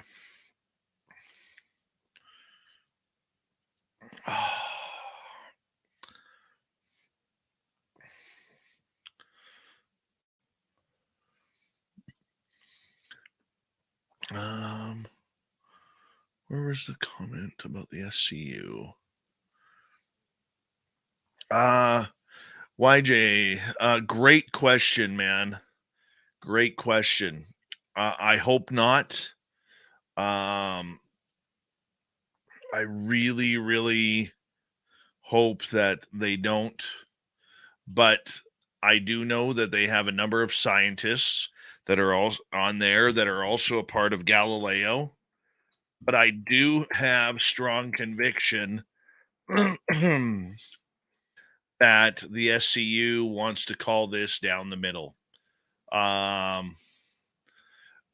beautiful part about the SCU is there are a lot of foreign scientists that are involved in this. Okay, that's just not American scientists. It's a bunch of foreign scientists that are part of it as well. And sorry, I got hat hair. And I really believe that they have the best interests in bringing this out for the right reasons rather than the wrong reasons. And I hope I'm right on that with the SCU. I really do. And I was in communication. Hi, gorgeous Larry and Christy Belly. How are you? I was in communication with one of the board directors of the SCU earlier today in Rich Hoffman. He is on holidays in Australia until January 6th. And he said that anytime after that date, he would love to come on. And I'm going to hit him with some tough questions, guys. You know, Rich is a good guy. Rich Hoffman is a great, great man. And he has agreed to come on the show. And we're going to talk to him about that. I'm going to tell him the concerns that you, not just me, but the concerns that you guys have as experiencers have about where we get answers from and how do we trust the SCU when every other alphabet scientist seems to turn its back on ufology, you know? So we will, hey, see how we are living, and LGG, how you guys doing? So I am hopeful that Rich is going to provide some very honest documented notes that we can put our hats on and learn to trust. I have a close friend who's one of the directors of the SCU, and he is very upfront with me about what goes on. These guys want to know what this is all about. Like, they actually care. They do. Now, I'm not saying the SCU isn't infiltrated, okay?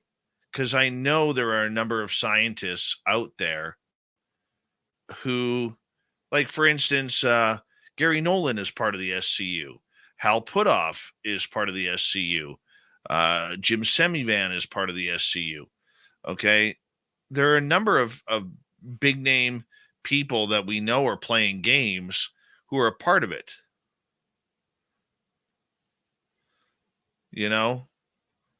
We know that. We know they're there. But what kind of pull do they have? And I think that show, guys, is going to be very important. And I may actually, for that show, open up the questions that are early, our question center early that night. I might. Okay, depending on how the conversation goes. Okay, because I want Rich Hoffman to go back to the board of directors and say, guys, I was just on this Spaced Out radio show, and I learned a lot of concerns about the public. I learned those concerns, and they want to hear them. They do.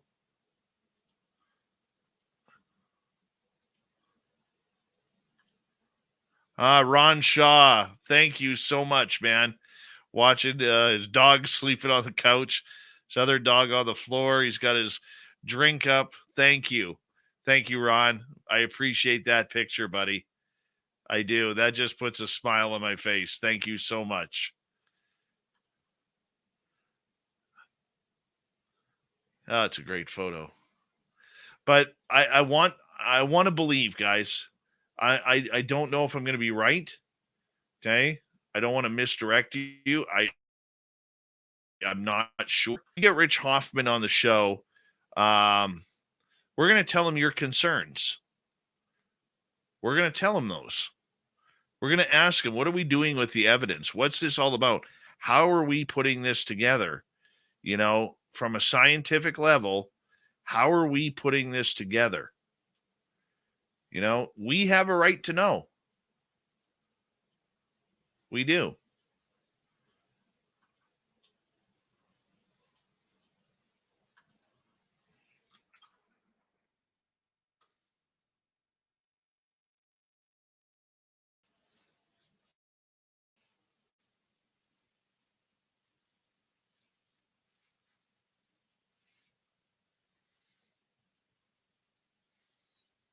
So let's do it.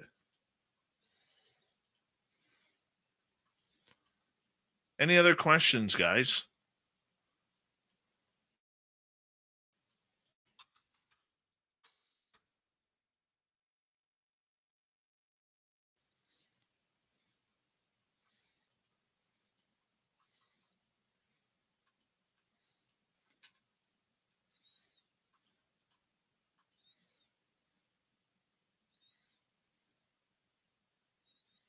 TPS cover page 4. I'm sorry, I don't understand Invisible Tracker. Please fill me in.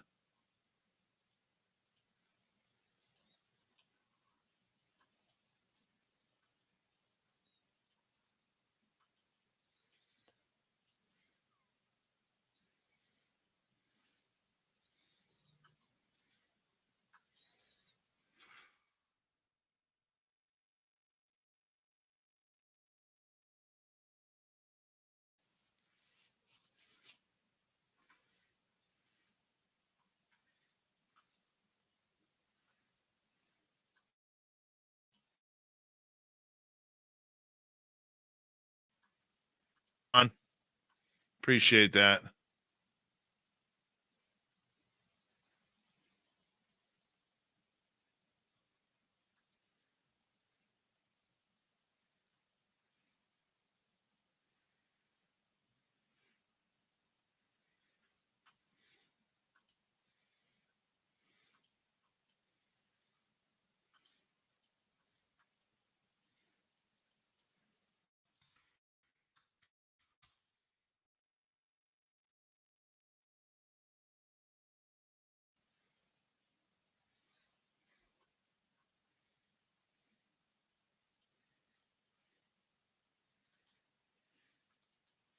Give me 2 seconds, peeps.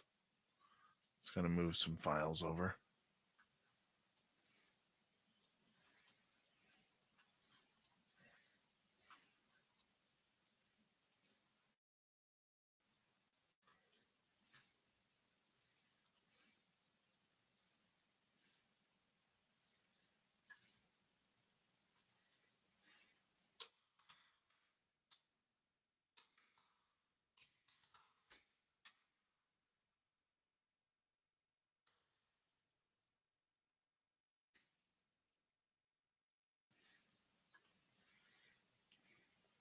Dave, why is the government ignoring the 2016 SpaceX that has a UFO coming in and blowing it up on the path? Exactly, Tracy. That's a great question. We all saw it on the slow-mo version that it looked like a UFO came in and blew that thing up. We all saw it.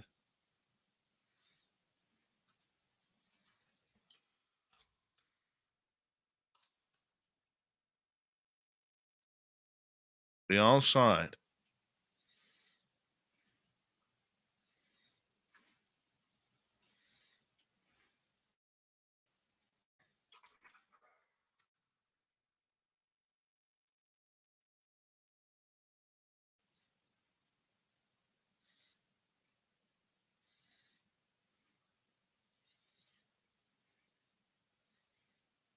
You could be just messing with my memory chips. I don't think so. Sure. Oh, man. I am so lost. Invisible Tracker. I'm sorry, buddy. I am so lost. Thank you, Mike Bothwell. I appreciate you.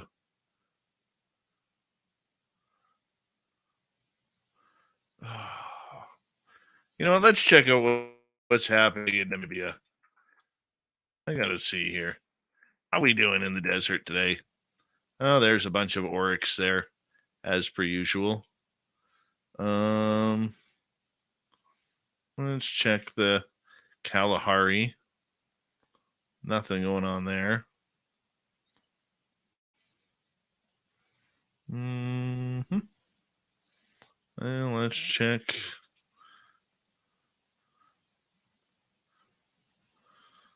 What do we got here? We got zebras and something else there. Oh, they're kudu. There they are. The kudu are there. They're like deer.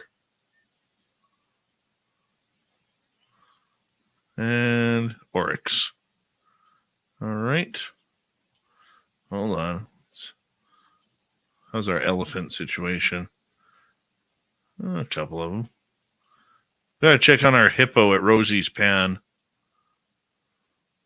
There she is. There she is. He or she, I'm not sure.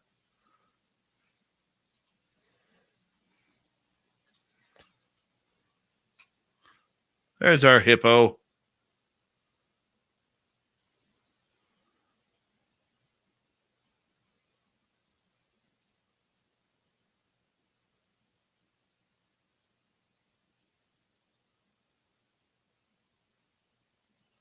I think there's only one in there.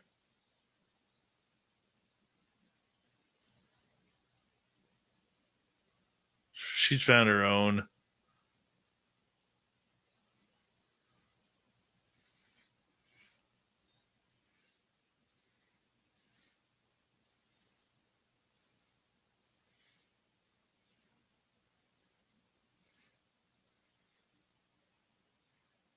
Yeah, we haven't seen a crocodile in a while. Love v love. We really haven't. Let's see if we can find one. Oliphants.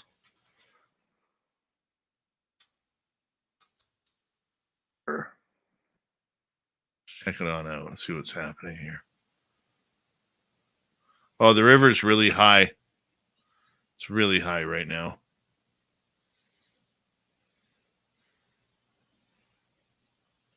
There's nothing in the water right now.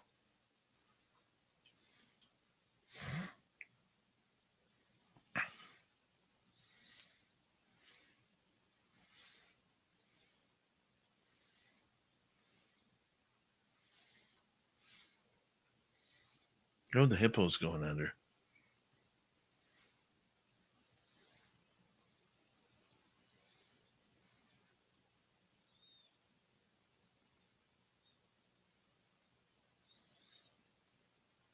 There's something over here. That looks like an animal right there.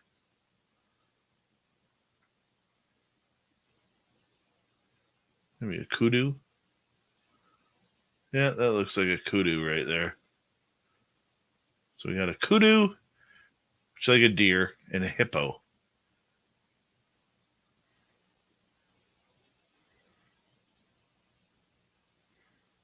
I don't like how they got this camera on roam like this. Hold on.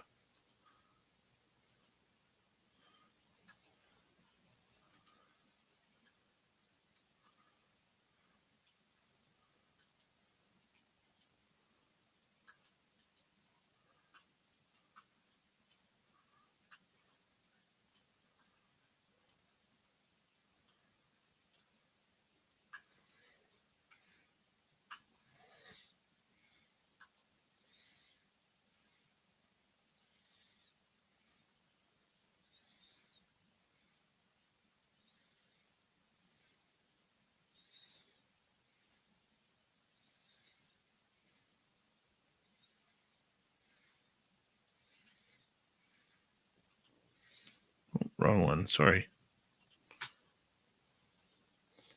Like there's a hippo in the water, and they're showing us nothing.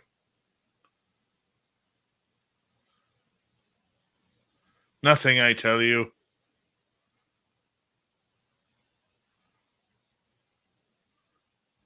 Besides some elephant poop.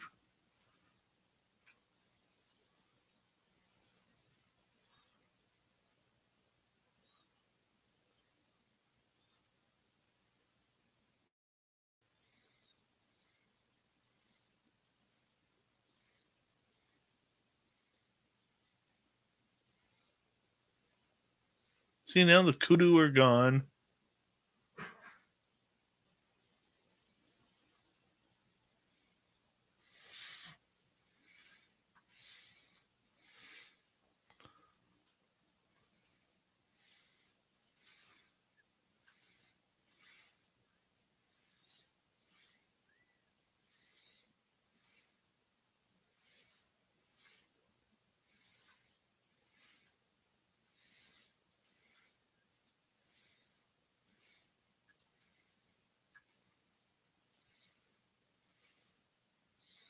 There's the hippo. Right there, looking like an island in the stream. That is what we are.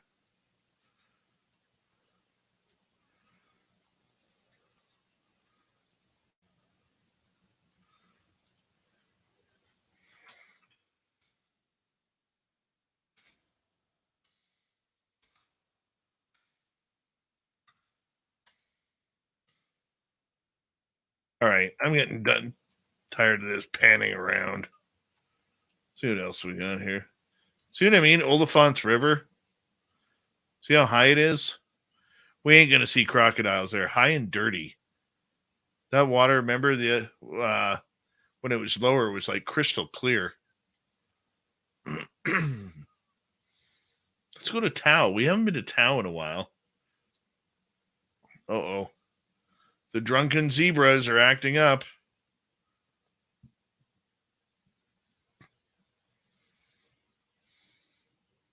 Along with a mallard duck who thinks he's a zebra.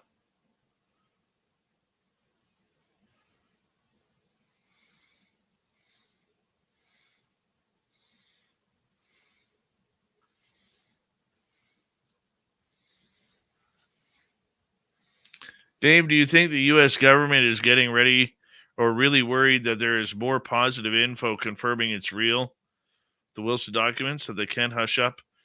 Oh, did you just see that kick to the face? Oh, she's not a happy lady. We got a bar fight happening here. Nasty kick to the face there. Getting back to your question. No, I think it goes beyond Wilson Davis. I think many of the politicians, like Tim Burchett, are getting pissed off. Here we go. We're going to see round 2 here. Look at her. So you want to kick me in the face? Try it again. Try it again.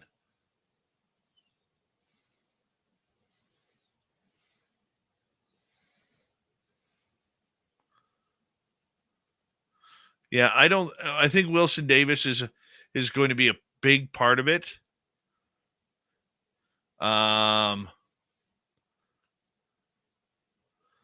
don't know how much it's going to be a part of it. That's the big thing. I really don't know how much it's going to be a part of it.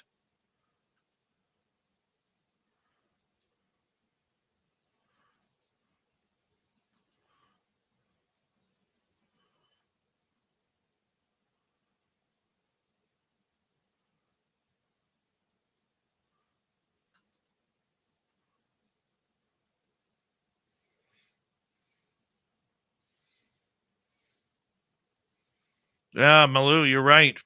That was a Karen move. Jason Pearl, how you doing, buddy? Good to have you here. Uh-oh, they're acting up again. We may see another Royal Rumble here.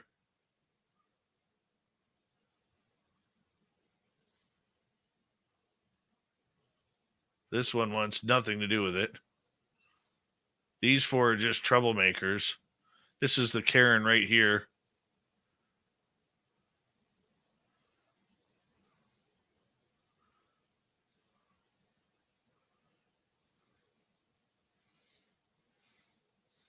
Steve, that's a great line.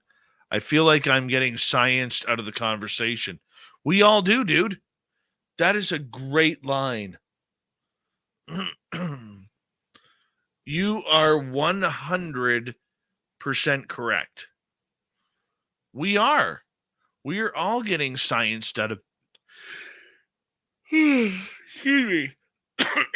They don't want you or me or any of us talking about this. They don't want us to have anything to do with this subject. We're the nosy people that are the thorn in their side. We may be a small thorn, we may be a sliver, but we are not their friends.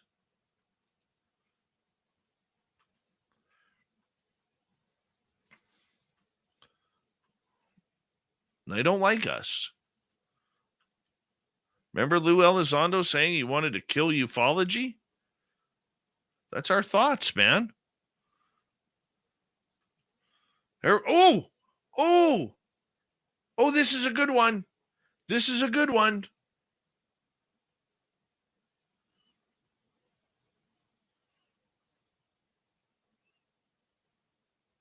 Nasty little bitch session there. Holy cow. I think we're going to go again, people.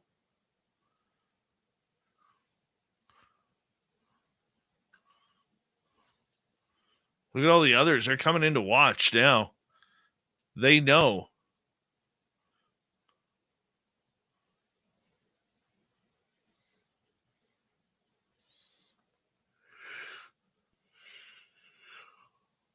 All we need is the drunken gnu's.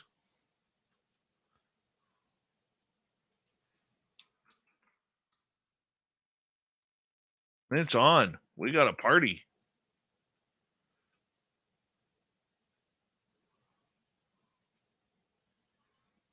But Steve, you're totally correct.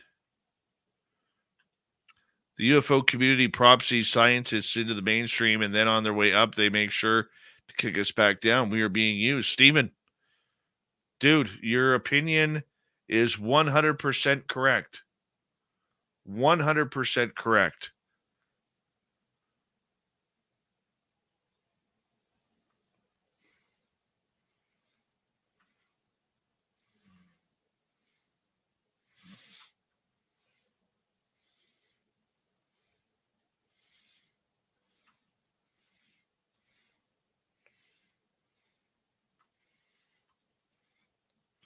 I couldn't have said it better myself, man.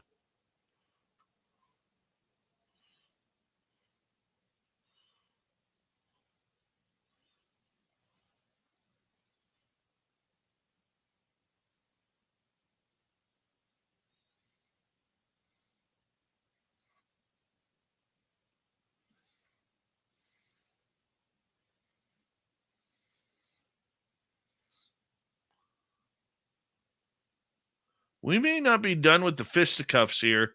These two are getting a little rambunctious, and these two are starting to pick on each other here. Oh, here we go. Here we go. Maybe not.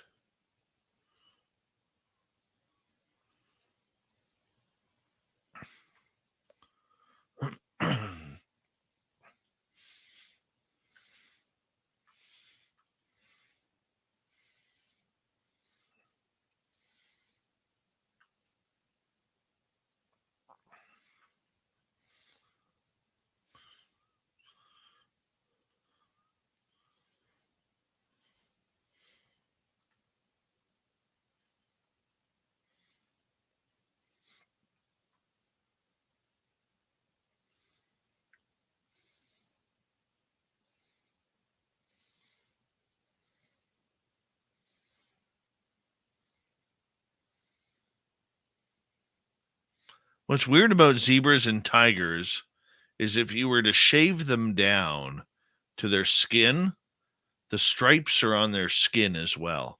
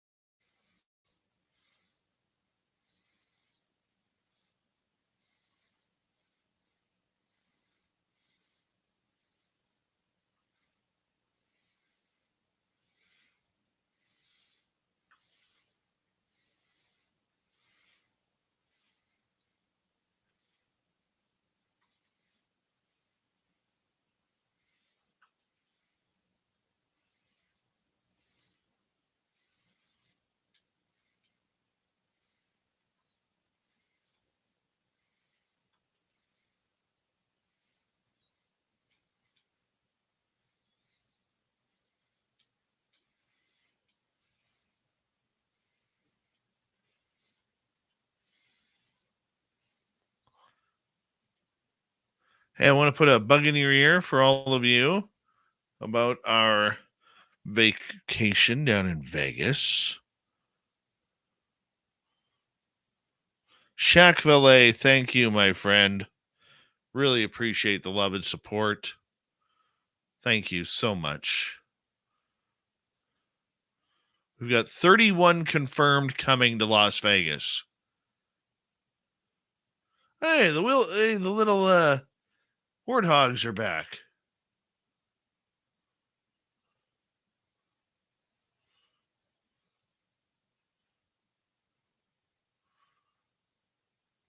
Let's see who's coming.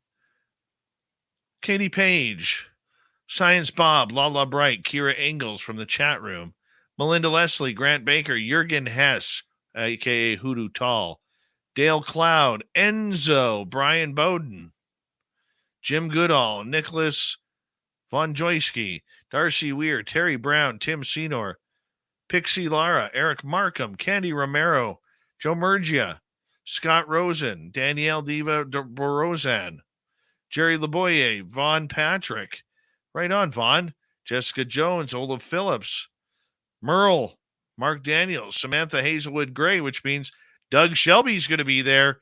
The Doug Shelby, Matt Bonchi, and Jen Lee Baker. Very cool. We have 41 people interested in coming. We've invited 264 people so far. Let's see if we're going to be able to invite any more. Got 50 invites left. Let's see.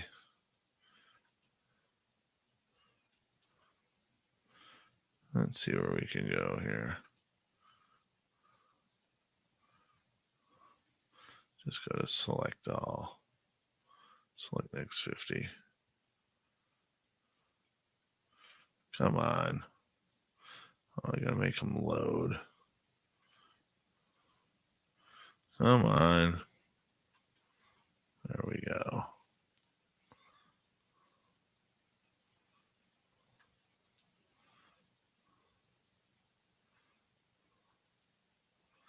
There we go.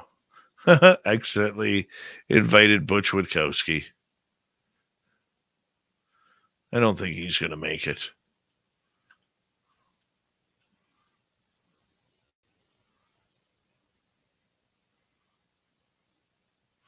Stephen, once again, I feel exactly the way you do.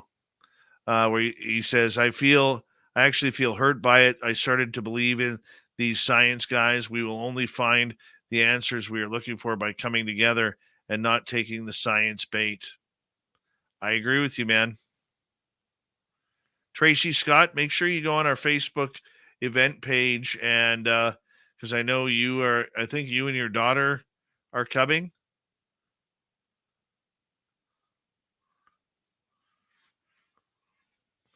To the Vegas party.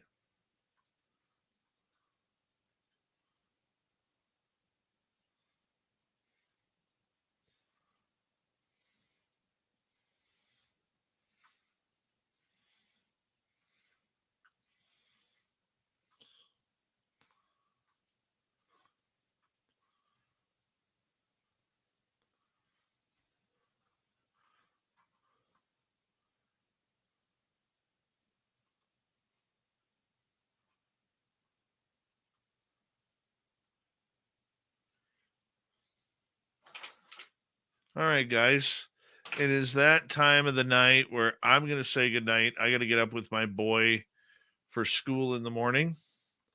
And still batching it. I got to unthaw a roast tonight because we're going to have roast for dinner tomorrow. So that's what I'm going to be doing here in the next little bit. I want to say a big thank you to all of you tonight. It was just wonderful.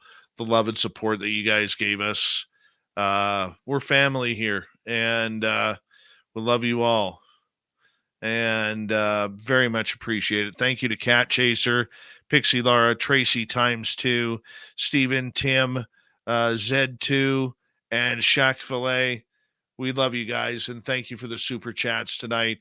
Thank you to everyone who supported Dan's channel and everyone who continues to support our channel, especially our new subscribers as we close on 2,000.